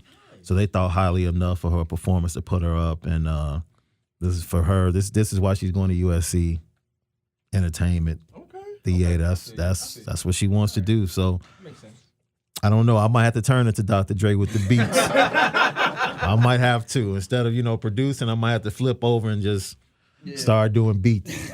Make that money there. You want to say real quick for us, real quick? Give us a little bit of taste of it. Damn. If you want me to, hey. Go here you go. Hey, whatever you got. How do we grow if you're not moving with us? Constantly dark. Time will move in our favor. They'll never know, but they'll just keep on asking when we're down here hurting from a broken heart, trying to figure out how this is real, 'cause they're never coming back down. They belong to the stars in the clouds. Y'all raised him like that, huh? Yeah. Hey, man. Shorty jumped on the mic like, move out the way. Just a word. Yeah, put $5 in that collection plate. Hey, listen, if USC doesn't work out, I will rep my alma mater, Columbia, Chicago. Her Very mom is good. a graduate of Columbia. There so you go. Hey, just keeping it back. She I'm saying. knows. She knows about Columbia. Yes. And we're going to take that little part out and use it multiple times, huh? Chicago police and the mayor remain outraged after prosecutors abruptly dropped all charges against Jussie Smollett. The Empire actor was charged last month with 16 felony counts after allegedly staging a hate crime attack against himself. But all those charges have been dropped. I've been truthful and consistent on every single level since day one. I would not be my mother's son if I was capable of one drop of what I've been accused of. This has been an incredibly difficult time, honestly one of the worst of my entire life. But I am a man of faith, and I'm a man that has knowledge of my history, and I would not bring my family, our lives, or the movement through a fire like this. I just wouldn't. So Cardi B came out on, she went live, it was on Instagram? Yes. She went live on Instagram, and she started talking about how she used to go hard to necessarily get the money that she needed to get in the studio and to excel her career to where it's at now. One of the ways that she said this, we all know she was a former stripper, was that she used to sit there, get guys to go with her from the club and give them drugs so that they would be out cold, and she would rob them, and that was the money she would use to get studio time, et cetera, et cetera. It's caused all types of commotion because people have pointed out, on one side, most of your favorite rappers talk about how they sold drugs in order to help them or just to stay afloat. And what's the big deal if she sat there and drugged someone? But then it goes back to the Me Too movement as far as people are saying, well, you don't think that's cool when Bill Cosby necessarily did it, but you're forgiving when Cardi B does that. What were your takes from it? I'm trying to look, man. The game is the game. The game is the game. I know a lot of people like, oh man, a pastor's saying that. Look, the game is the game. She was running pockets, doing what she had to do. You're out here, you get into that world, you dip your finger in that world, you come to understand. Man, I never forget, we're down here from my guy's bachelor party. And it was in one of these buildings downtown, like the 12th floor, and it was cool. So the strippers came in, and I was sitting at a table, and like she got on the table and like danced in front of me. And you know me, I'm like, I support. Hey, you danced. That's the best way to say it. That's the way to say it. I support. You got your dreams. Let me go ahead and sew into that. So here's something for your mortgage. So I think maybe an hour later, I was like, yo, I'm about to go. I'm not going to be here all night. I'm like, yo, where my keys at? I'm like, yo, where are my car keys? And at this time, I had like a 99 like CLK, like 2-door. Sweet, I was clowning. And one of the strippers stole the keys. Did you find I it? think the girl that gave me the dance stole it. No, we never found it. Oh. So we like locked down the room, and my boy, who was getting married, literally walked up in their dressing room like, look, ain't none of y'all going nowhere until my boy gets his car keys. And of course, by that time, whoever they had passed it off to was down there searching. Whoa. I was in an underground garage. That's what saved me. Okay. I was in an underground garage, but they were on the streets. Yeah, they were trying to find it. Yeah. So I went down to the car, called and had it towed that night. They towed it to the dealership, and I had to go in and buy a key the next day. Okay. So the fact that I didn't park on the street, that was the only thing that saved me, because I would have got that night. I would have got Cardi. I was about to say, you got Cardi, huh? I would have got Cardi, and I actually saved my brother from going through the same thing in New York. We were at a party at 4040, and we were up there for Memorial Day weekend. It's me and my best friend and him and his best friend. And we were actually upstairs in VIP, and we were chilling. It was like Anthony Mackie was in there, a lot of other people, and I'm chilling with my guy and my brother. He's much younger than me. So, nice looking guy, cut. He was playing college football at the time, and he was like, yo, I'm about to roll out with these chicks from Connecticut. I'm like, what? Like, yeah, man, they said they gonna take us to the crib, we gonna chill, she gonna take me shopping tomorrow. I said, dude,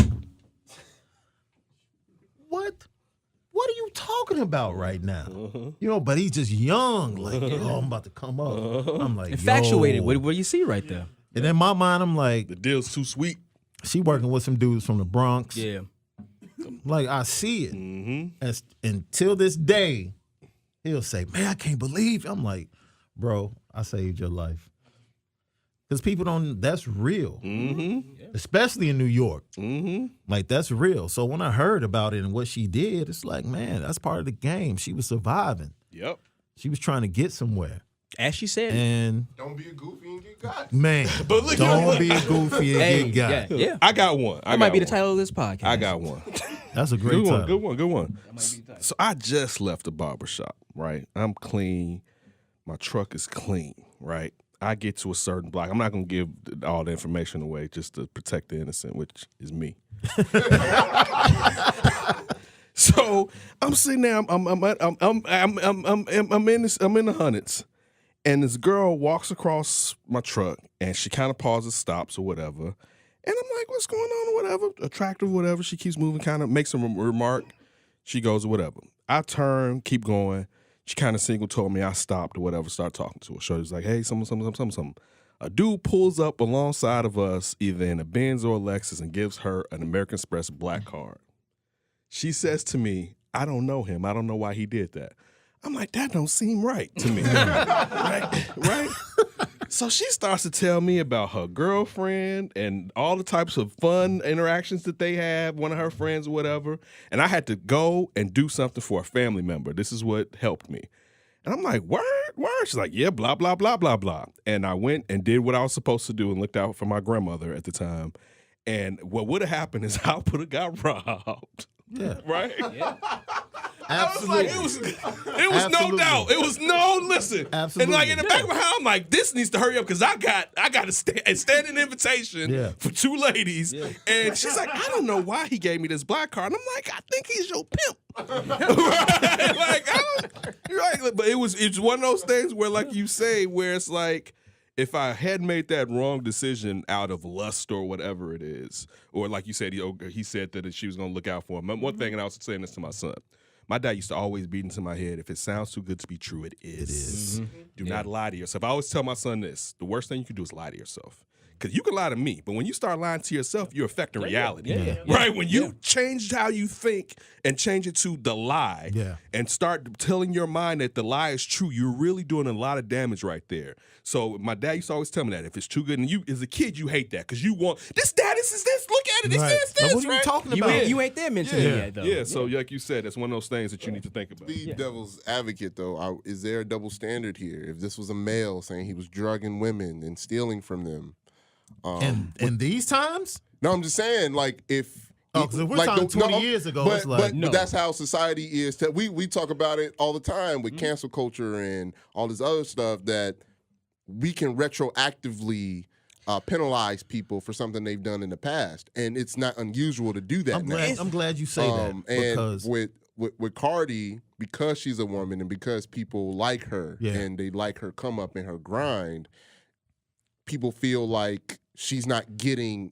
the same kind of retribution, backlash is a better word for it, that a male would get in this situation if he was drugging women and taking advantage of them. It's only one person I know that actually felt a little bit with something similar to this. Didn't Rick Ross lose his Reebok deal? Up in their drink. Yeah, Rick Ross lost his deal. That's the only person I can think that this is something similar to. But you will find a lot of people will kind of like, and it will sound like a defense, but basically what Sean said, like, hey, listen, that's the game. That's why every time me and my cousins, my guys frequent strip clubs for a good 3-4 years. Hard. You told us a story. Oh, man, hard. I am the worst friend to take to a strip club. Why? Because you're trying to sit there and ask them what they're doing with their life and making it. But listen, we're trying to get there. Like, what are you really doing with yourself? But right most Prince used to do stuff like admittedly, I'm the worst, man. I'm the worst. He goes to strip club. You see that? We trying to get him to go to one just to. It's a experience. Yeah. He won't do that. Here we go. But for most strippers, I mean, like I said, we frequent them hard. They will sometimes just want to sit and talk. And it wouldn't surprise me. You bring somebody like Sean there, he would probably have about 3 or 4 of them around him, trying to get them to get a dance. But eventually, they go do their thing. They come back, they sit down, they go talk to him. That's usually what happens. Yeah. And for me, it was controlling the situation because I understand the game. Mm-hmm. I'm understanding the game. It's like, dude, look, you don't have to go through all that. Yeah. All right? I'll give you $20 to just sitting here talking. Mm-hmm. You don't have to degrade yourself. Mm-hmm. Cool. Yeah. Thanks. That's it. And like, my brother and my friends, like, dude, it's like, man, I'm going to be who I am no matter where I am. Right. Yeah. Like, just because I'm in here, that doesn't change who I am. Like, I came out because I want to kick it with y'all, and that's cool. But other than that, I'm going to be who I am. And they're going to be who they are, right, no matter where they are. If they're in the game, they're running game all the time. You have to know that. Yeah. And that's fine. Like, no, I don't want to put my health at risk in the back room for $20. No. Yes. No. My life is much more valuable than that. I've never paid for a lap Never dance. been to Arnie's. No. I have. I've been to Arnie's. Never been in a prostitution ring. I've been in Arnie's. I want, but this the fear. I've never been someplace where it was like, no, this is process. Look, and I was reading an article 2 weeks ago about the mayor. He's not lying, Tony. And how the amount of kickbacks they used to get just in talking about all that. It was a 2-drink minimum every hour in that joint, and I was sitting next to baseball bats up under the bar. Yeah, dude. It was a wild I don't joint. know how I bypassed that because I don't drink, so I never. Okay. Dude, I saw when we first walked in, like, drank. damn, $2 drinks a minimum. Like, give me 2 Budweiser. It's so crazy because growing up, we used to always go get pizza across the street. Okay. And I never made the connection. Uh-huh. Like, so when people started talking about Arnie's when I got older, I'm like, oh, y'all talking about the pizza place? Yeah. Yep. No, bro. Like, no, right. Man. No, I'm like, Nah. so when I finally went, it's like, oh, man. And this is culture, too. Mm-hmm. It's different culture because they're in the North and then here, that culture, and it's totally different. That culture in the South. It's beautiful. Oh, it's completely different. Like, dude, you going there for dinner. Yeah. It's an art form. Yeah. I'm not even joking. It's not like, yo. It's an art like form. you actually, it's acceptable Yeah. to take your girl on a date to the strip club. To the strip club. I asked Chanel that she was In the probably South, kick my that ass. is crazy. Up here? Yeah. Like, man, what? I told you, man, it's like free-flowing offense down there. You're right. I got invited to a Pimp's ball down in Atlanta when I was there. I didn't know I was at a Players Ball. Did you Pimp's go? Ball. I was there. Yeah, I went. That's dope. Yeah, I went. That's dope. I didn't know until I was there. I was actually in there. I'm looking around like, man, this looks like a Players Ball. Like this guy coming in with 3 girls, another one coming with 4. I go to the bathroom and guy was like, yeah, man, I gotta go pick up my girls, man. They got strung up. I'm like, oh shit, okay. I think I'm actually at a Players Ball. Yes, this guy who my father was managing because he was doing music. Invited this young lady who used to sing that he was managing down to come sing at a party of his. Yeah. And the party was a Players Ball. So What did he sing at the Players Ball? What did she sing? But he was trying to get Steppin' down there. Steppin' hadn't become big in Atlanta. Okay. That shit. So she came down, did her little stuff, but some of the music she was singing, it beat I you was up like that. was it about players? No, it wasn't. Some Curtis Mayfield. No, like- she was just singing, whatever like that. But it had a good beat that you could 2-step to. Okay. And he's from Chicago, but he was trying to get Steppin' down there. Right. So my old man was like, "Hey, you want to take a trip to Atlanta with me and Mika?" I'm like, "Yeah, cool, let's go." Stokes was it was at KKC, right? He was at KKC doing radio.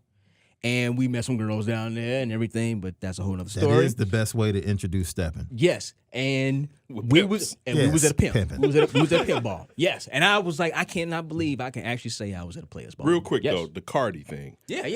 All right, Sorry. because so this is the thing, and from what I'm getting from what you're inferring, that no, because one, knowing the game that Cardi was in, even going back to what Tony was saying. All right, so is it wrong of me to look at it as far as Cardi being a woman, her hustle is different from what we say a male's hustle is for the most part if you're on the other side of the law. If you're talking about with us, it's get it with your muscle, get it like this, even though people scam and do things of that nature. Drug dealing is something that a lot of people initially did, quote unquote, to further themselves. And that's, we hear growing up in our music, that's the way you get off, get out in these streets, you sell drugs, you get legalized, blah, blah, whatever. But the flip side of that, because usually you don't have, it's not a big amount of women selling drugs because you got to have some muscle. Not to say that women don't, but you got to have some muscle. So a lot of women strip or sell their bodies to a certain degree. So you're not looking at it in the same vein as necessarily a male that's out there drugging women necessarily to rob them, even though I guess with us, the narrative would be that he's doing it for sex more than necessarily to rob the women. So people would deem it as more of a sexual assault, which is looked at in a definitely Totally different. Yeah, in a worse light. The purpose easily. for it, yeah. A worse light. So like, what necessarily, to be clear, is your stance on what happened with Cardi and how people are sitting there talking about it? And should there be more backlash, or are you more understanding why there's not the same backlash? I mean, I guess, saying this game is kind of like a large umbrella, but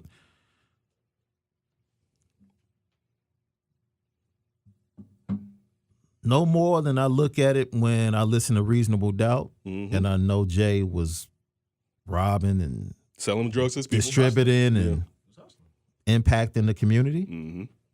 Like, if I love my community, I love my culture. Like, to me, that's far more worse. Affects more people. Absolutely. Mm-hmm. So, and I never shaded Jay for that. Mm-hmm. I mean, I just be honest. I never shaded Jay for that. I might not particularly like it, or I might say if I was put in that position, I probably wouldn't have made that decision. But this is what he created out of that. Cardi, you can put somebody's life in jeopardy when it comes to drugging them. Now, I will say this. If that person ends up dying, then that's a dangerous game to play. But like I said, it was part of the game. It's just like a dude hustling on the street, selling drugs. I mean, that was her hustle. I'm not cool with it. But at the end of the day, now that she's gotten to success, to think that she should be shaded when we're not really shading Jay like that. Matter of fact, that's like more glorification for his music. Yep. So, you know. Influence the youth to go out there and do it. Absolutely. Oh, man. Young ladies, do not. No, it's not. That's not for everybody. Right. Let me tell you something. That game, that's a very dangerous game, especially if you get caught by the wrong dude. That could lead to you being pistol whipped and just physically abused and killed. And no, that's not the game. No. And I hope Cardi's message is, you know, Cardi did that, so hopefully you won't have to go through that. I hope she has that same message that Jay had. Like, yo, yeah, I did that. But yo, don't do it. Have we heard of any men from her past who possibly Yes, one dude that says one guy came out and already said that it? he was, I think, training for a fight. I forget necessarily what he's doing, but him and his trainer were in New York. And he said that his trainer used to ask him to go to strip clubs a lot, but he didn't. But he did this time. He has pictures with him and Cardi at the time. He said that Cardi said, let's go back to the room. Wow. That she drugged him. He woke up. He said he found a used prophylactic. $850 was gone. I don't know if he had like a Gucci belt or book bag. That was gone also. But it's just from the fact that he has pictures with her at that time, it seems like it could be true. Not to say that we know definitely it's true or whatever. I mean, legal action, I guess, if he wanted to come back and drop I blame him for picking Cardi. I'm with that, yeah. You went to the club and you came away with Cardi? That's on you. Or damn near anybody. I'll just leave it at that. If I go to the club and I'm on that, I'm not picking Cardi. Who you picking? She didn't even, her teeth weren't even right back then. Your fronts are butt ugly. I'm definitely not picking Cardi. And I'm just saying, you could have picked someone else that was more attractive, and the same thing could have happened because the game is the game. So when you do that, you're taking a chance. You know, I'm taking a chance. Yeah. Got the wrong thing. If I go out here and I sell this package, if I'm a mule for somebody, even though I'm not fully participating in the game, if I'm a mule, I'm taking a chance for this quick come up. I'm with you. And if you get popped, you got popped. The game is the game. So if you got popped by Cardi, you got popped. Man, I would make a deal with her. Like, yo, put me in the next joint. Mention my name. Let's have the scene where you drug me. Right. Like, put me in the video. Like, take advantage of it. I wouldn't be surprised when more guys come out about this. Yeah, I'm just. Man. Might not even be true. Who knows? I don't know. It's embarrassing. You think? No, for a person That's to what I'm admit, saying. it's For not going to be a lot of dudes that come out and admit I don't know. that. Listen, Dudes times don't have the same type of times honor changed. that they used to be. Dudes don't care like they used to be like, oh yeah, shorty drugged me. Look who she is. Because one, they feel like they get Kool-Aid points to say that they were with her in the first place, since she's who she is now. As he mentioned back when her teeth. Kool-Aid points. She pointed. If she got you and she pointed you out, that means she thought you was a goofy from jump. Yeah, but people don't think. Like the thing is, and when I grew up, I get how you what you're saying. People now, for attention, cop to things that they would have never copped to back in the days. Facts. Like it's a whole different type of code now. Facts. So and Shit, look, there is and no some- code. I'll There say is no this too, code But down in there no this, more. I'll say this much: for this purpose, because I'm very big. We talk a lot on here about a code that it used to be. I'm cool that there's no code with that, because a dude should be able to come out and be like, yeah, man, I was drugged. Yeah. Right? Like, he should, if that's what you want to do, he should be able to give a warning out and not feel that he feel compelled that he can't necessarily tell his truth, which may, just like we're doing here, it may help some dude down the line to be like, oh, I know that now, to avoid that happening to him because so-and-so said this is what happened to him and this is how it led up to. So I'm not mad that it's changed like that for that today, even though it's a lot of other stuff I'm mad about. But I think now it'd be fine. If she drugged me, we'd be on the flip one day and I'd be like, yeah, man, she got me. Right? Like I would have done Might it. Just, as well. Yeah. Because I want to Might be as well. honest. You can own up and to I want whatever to be, happened. I mean, Yeah. I feel Literally flip the script. yeah, Like, yo.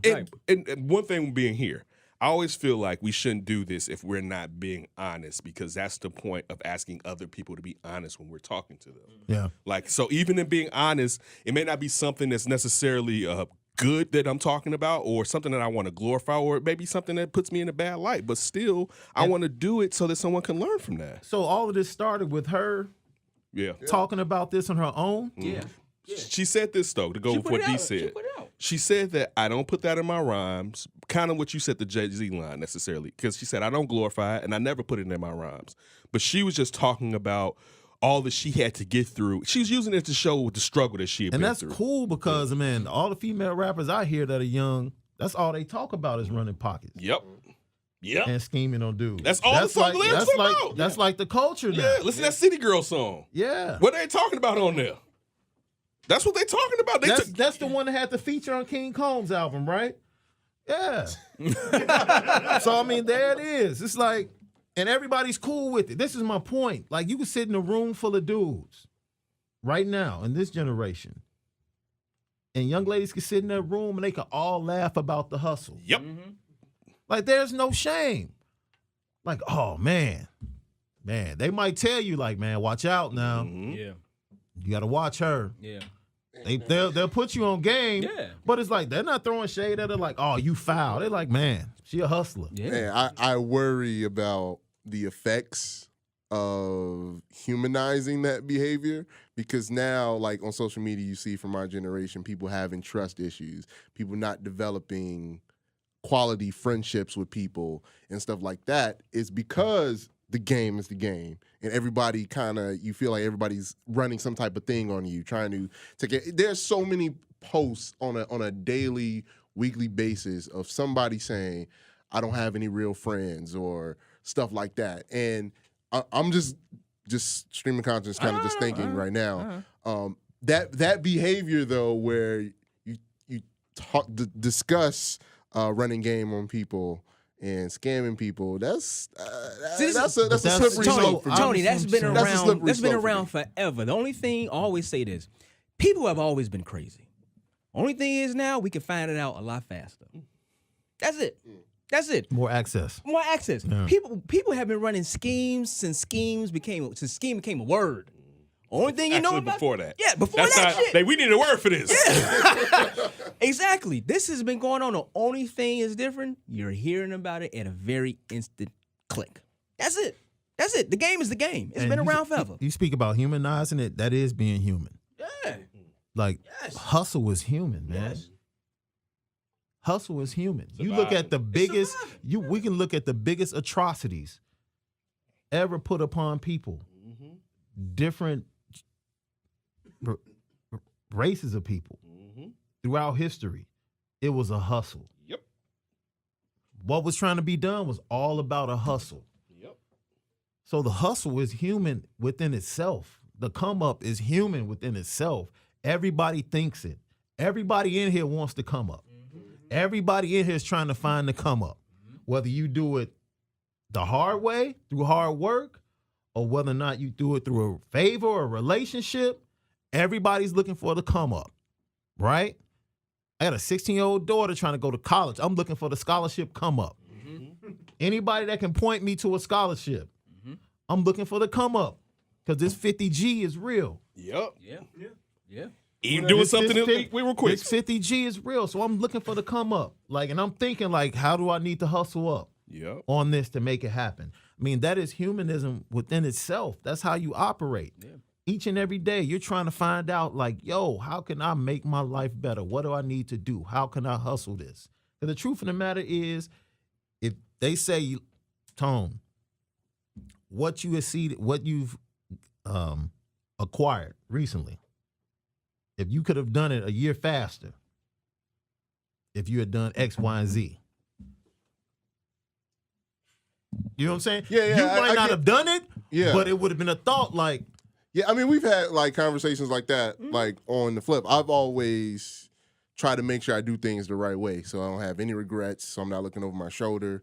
That I don't worry about anything. Very wise. And it's very wise. It's because I know how that can affect other people, and I know that how it karma's a thing, you know, the law of reaping and sowing that goes for everybody. Yeah, and if you believe it or not, we operate in an industry. Yeah, where the game is the game. Yeah. You're right. I see, and I've seen it. It's real. We've in all this seen industry, it. Yeah, the game is the game. Yeah, we've all seen it. You can get caught up. Yeah, if you want to, but watch your back. Watch what you say. Watch who you say it to. pay attention, do your work. Yeah. Come here and do your job. That's about as simple Do your job. as an idea. Is like, And look, do if you it just twice as better and go harder than everybody else. I don't even need to go into the reasons.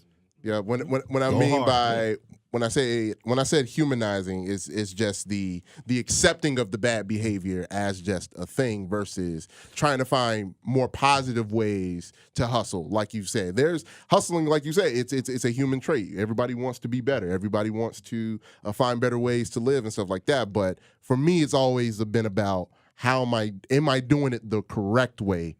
So your parents raised you right, Tony. See, Yeah, that's your parallel. parents raised you right. That's parallel. Your way of thinking, my way of thinking, is like, I want everybody in here to come up. Right? And I'm the type of person, if I get it, I'm going to stand there like, yo, come on. Everybody's not like that.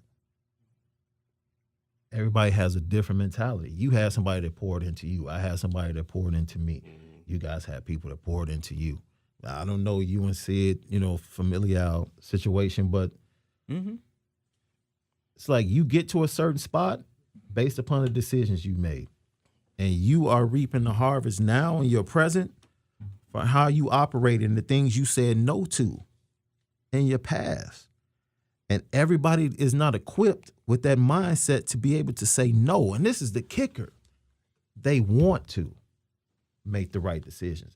That's why I don't pass shade on younger people, because they want to make the right decisions. What person doesn't want to make the right decisions? No one wants to be out there on the corner at 2 a.m. serving. Right. Nobody wants to do that. Nobody wants to be looking over their shoulder for a rival or for the cops. But when you're put in a position where you don't have any other choice in your mind, because you have other choices, but in your mind, you just feel like life has shown me I don't have any other choice. No one even cares about me. So, man, F it. And that's what we look at, man. That's like, so I'm going to go out on a limb and assume in her mind that's where she was. Listen, she was crying hard in that video. I think you're 100% right. Her mentality, that was her right there. And by her speaking her truth and saying what she went through, you can tell, man, that's all I had. And that's a dark space to be in. She was emotional. She was like, she was letting it out. I can only imagine. Like, stress and anxiety is like an all-time high, man. And people want to blame social media. Like what you said, social media just brings it closer to us. I think it's all, especially in our community, in our culture, it's always been there. Always been there. Ain't saying nothing like, new. how can you deal with what we've dealt with for generations and then not be mental issues and anxiety and depression? Dude, that's very prevalent. And the fact that we continue to like throw dirt on it and try to act like we're good, it's like, no, man. I don't know a person that doesn't need some type of self-care. Real talk. Whether you actually go and do it, everybody needs self-care. And I had people pouring into me. I still need self-care. So it's real out here, and I think it really sheds a light on society, culture, what we have to go through, what our young black women and women of color have to go through, and what they suffer. Because I would venture to say, if she was doing that, it was some dude in her life influencing. It wasn't like she just got there on her own. You have to have the courage. Somebody has to give you the courage to do that. So if we're going to open up the floodgates and just really look at this whole thing, we have to really take stock in the fullness of it and say, yo, it's a bigger picture. It's really not about her running pockets. It's really about, the position we put our young people in, and we humanize them. That's the crazy thing. Like, how serious can we be civically or as individuals to know what's going on, to know how people are living, and to know the disparity that they have to deal with on a daily basis, and we're cool just going on with our daily life, not caring. Like, we can get to a bigger conversation now, because that's what it really is. She's pointing out, like, no one cared. No one cared that I was doing that. No one cared that I had to survive that way. But now that I'm popping It's an issue now? Now you want to talk about it? No one cares if that young man is out in the corner and he's getting shot at by a rival. You don't care. You're in your bed. And you're a nice crib. You're sleeping. You're good. Your kids are good. But if they become a multi-million selling artist with Grammys, now you got an issue with it. Oh, you used to do this.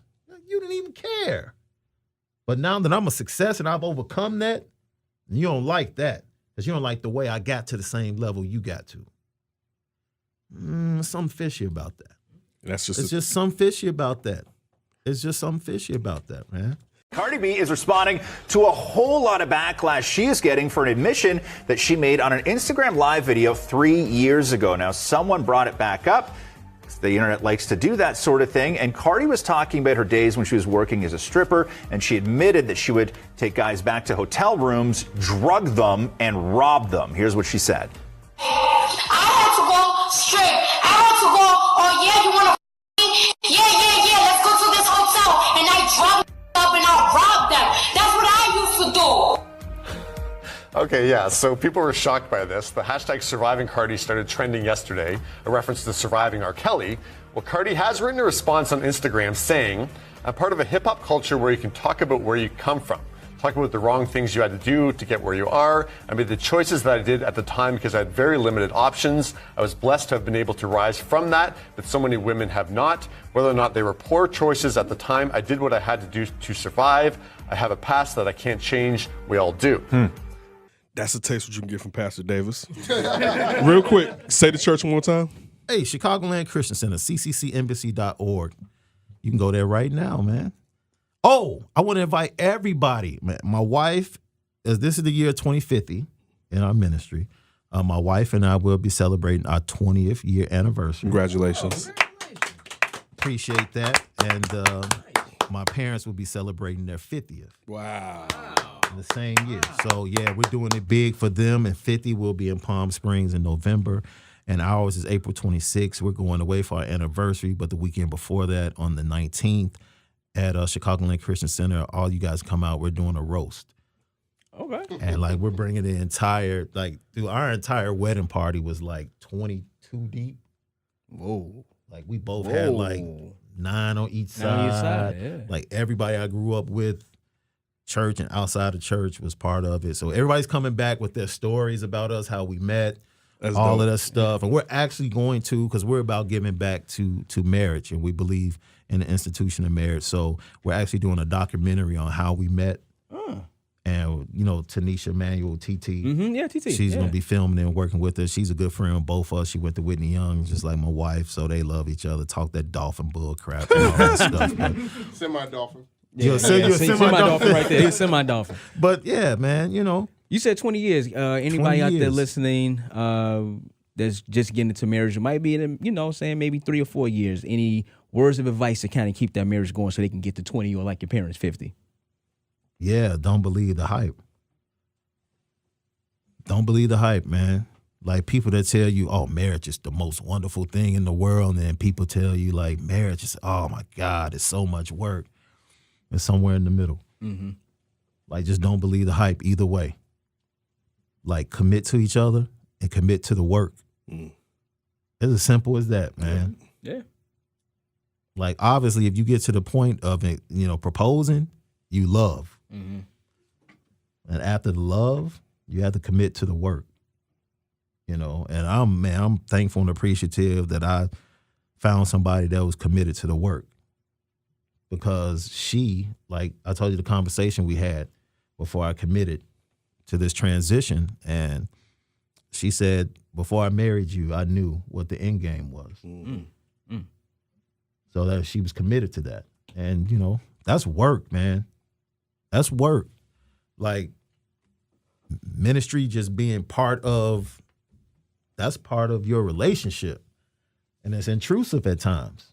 So yeah, man, I'm thankful. 20 years is a long time, bro. Yeah, me and my wife coming up on 9 in That's June. what's up. 9 in That's June. what's up. Yeah. Congrats, yeah. man. And I love what you do, man. I watch you on social media, man. I love you and your wife. You remind me of me and my wife. before life took over and scheduling took over, like just going out and enjoying house music and man, taking your daughter out. And, man, keep doing that, man. Thank you. Keep doing that, because when life, starts to eat away at your time, things like that will, it'll keep you through. It'll definitely keep you through. You're building a good foundation. Thank you. Absolutely. I mean, I can go back to when I was in broadcasting school. She was pregnant with Grace. I remember that. Yeah. I remember and that. I was basically not even with her for the entire pregnancy, basically. My last day interning here at the school was the night that Grace was born. That's crazy. So I laid my head down. She was like, my water broke. She's like, whoa. So I think about all that, think about these 9 years, and I wouldn't be here. Besides Tony, Ken, Sid, Ryan here is now all interns before, I wouldn't be at this position because she showed me on the that's your foundation. She showed bro. me, like, you should go to this. I'm tired of you talking about the White Sox. Go talk to somebody else. That's your and foundation. She's foundation man. right there. That's your foundation. Yeah. Follow Shaun at SD2 Mics. We always appreciate it. Make sure you check out the According to Sources podcast. You don't want to talk about my boy Zion? Nah, I think this is the best way to end it. Okay. I'm thinking That's what's up. Yeah. I just like to say that I think the dude is dope, and let the kid breathe. Yeah, no, let the kid breathe. Jokingly, I'm like, man, Joe, no, this can't even make the podcast. This is funny, man. I was going back and forth with Herb all college season about Zion, dude. Really? Oh, this cat, Herb, man. Huh? Herb, you not a Zion fan? Dude, Herb is just like, I remember the big comeback against Louisville, right? After the game, Herb's like, last 4 minutes, he didn't even want the ball. And I'm like, Herb, what are you talking about? I'm like, Cam Reddish was like on fire. Like, they got the best coach in college basketball. Why would he go to Zion when this dude is on fire from three? Like, he ran the last play for Cam Reddish for a reason. And I'm like, man, so it was like in the tournament, ACC tournament, I'm like, man, you'll see me every now and then throw out. I'm like, man, Zion looked like he wanted the ball at the end of this game. I'm not adding anybody. It's just like, I'm just throwing it out there. And it's funny because, like, we both know. Like, Herb said something, I know. You know, it's like, man, but we just play with each other like that. Because Shaun Davis. At the end of the day, we both are suffering college basketball fans because Illinois stinks. So at the end of the day, that's what it comes down to. We're not front runners like Tony over there. Whoa, brother. Hold on now. I said, Tony, I didn't even come for you. Well, now, we know because we done had it. You want me to throw you in the pot?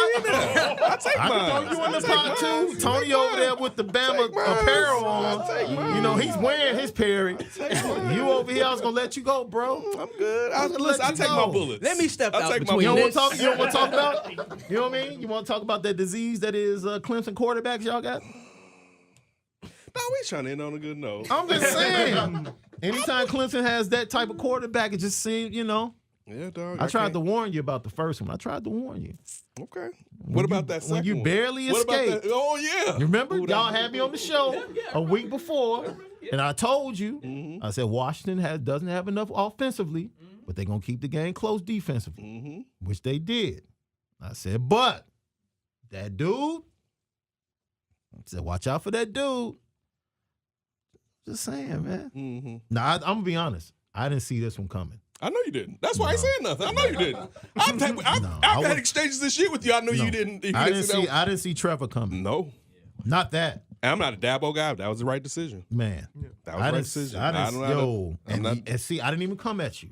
I know. That night. I didn't come at you either. Because I think I was in just as much shock. Yeah. Hey, we threw that in the sea of forgetfulness. Never to be brought up. Never to be brought up again. Hey, make sure you follow us on DL on Twitter and Instagram at D and Davis Show. Once again, that's at D and Davis Show. iTunes, SoundCloud, Google Music, Stitcher, and a TuneIn app, and possibly soon, it'll be on Spotify as well. Facebook.com/D and Davis Show. Hit us up on the email if you'd like to, dndavisshow@gmail.com. Demon's one at That's Davis, at SidKid80, at Tony Gill 670. Ryan, one more time. I'm gonna get it eventually. At Ryan B. Ski. All right. Hey Ryan, get to Freaknik and get to Nashville. There you go. And Shaun. Yeah, when are we going, Shaun? Hey, now I can go to Nashville. You see your daughter hand pop up like that? What? I go to Nashville, but I can't go somewhere that my daughter's gonna be going. I can't. Hey, Daddy. I can't Daddy, what ride. you doing down here? That I can't do. You walk that way. Sean, what's your Twitter handle one more time? SD2 Mics on Twitter, Instagram. Shaun Marcel Davis on Facebook. I use Facebook. I mostly use Facebook for like ministry stuff. Yeah. I have to separate the two mics. I have to separate the two mics. Look, I got some stuff coming up though.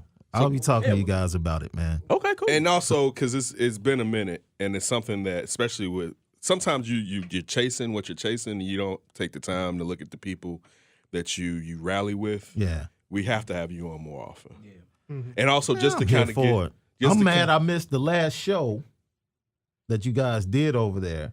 Because I was supposed to be on that one, and I hit TG back too late. Yeah. And I was like, cool.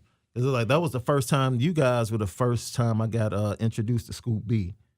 I didn't even know about him. Okay. And he came on your show the first time. I was like, and I started following He'll him. be in town next week. Yeah. So now, now we talk about Starbucks hot chocolate.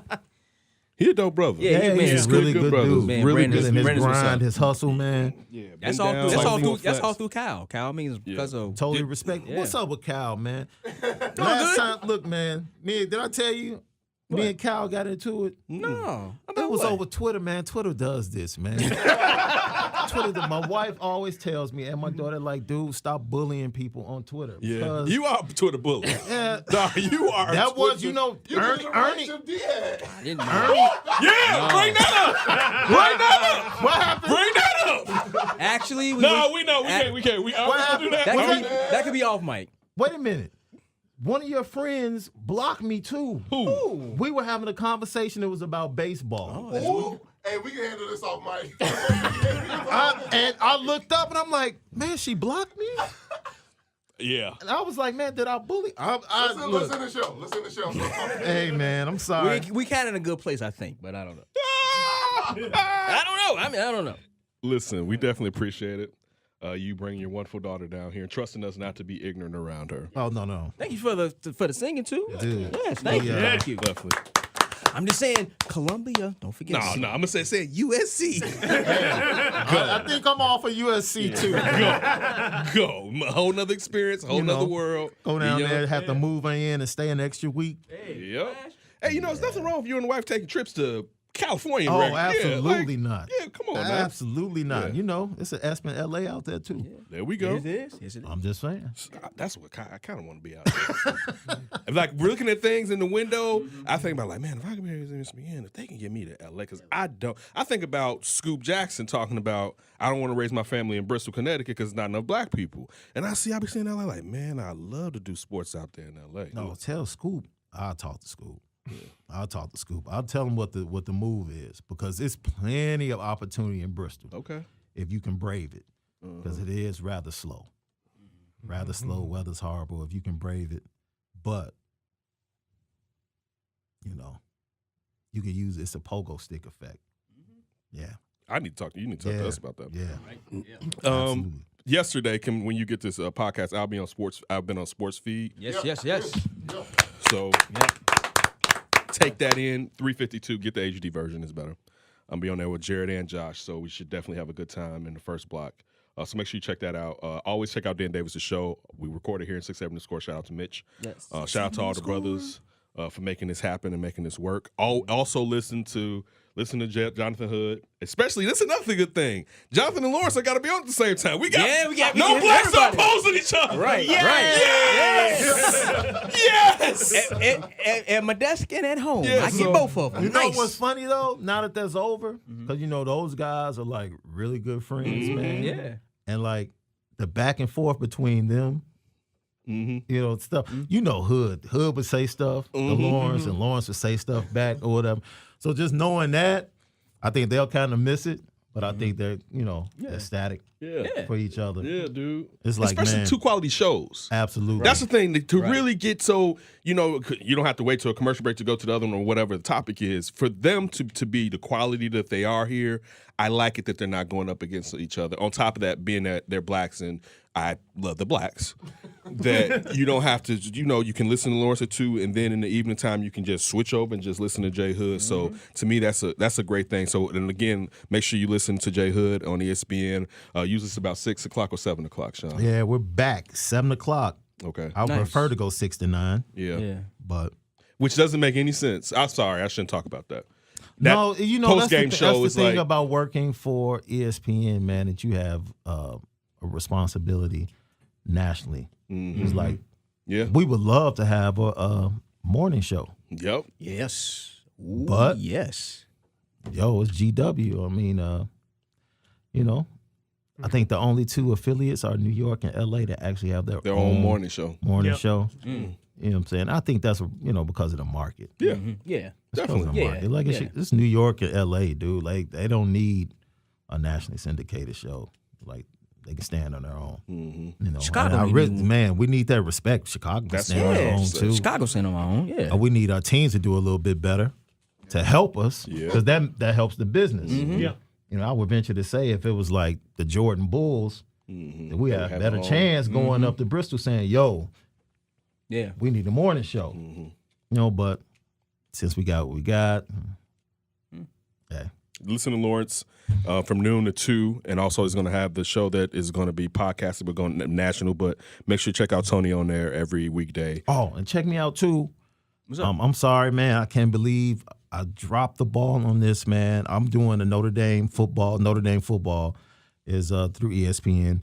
We carry them, and I'm a lifelong Notre Dame football fan, so I'll be doing the podcast right before the season. Matter of fact, I'll be going down there during the spring game. Hood has a show he's doing at the casino down in South Bend, April the 13th for the spring game.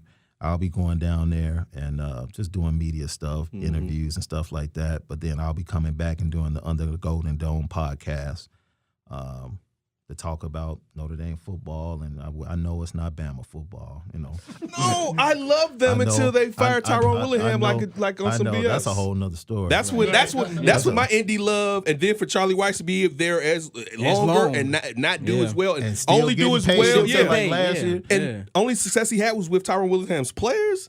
Like when they did that, because I grew up loving Indy. That was like, and it's never quite been what it was. I still have an affinity for him, but it's never been what it was after that. Under the Golden Dome podcast, it'll be coming. I'll be talking Notre Dame football. So where can you find a podcast? Cool. Where will we be able to find a podcast? Under the hood. Under the hood. It's definitely going to be Under the Hood, Okay. but with it being, hopefully, it's going to be on ESPN 1000 as well. Yeah, nice. So that's what I'm, That's what's up. But of course, I have to make it dope.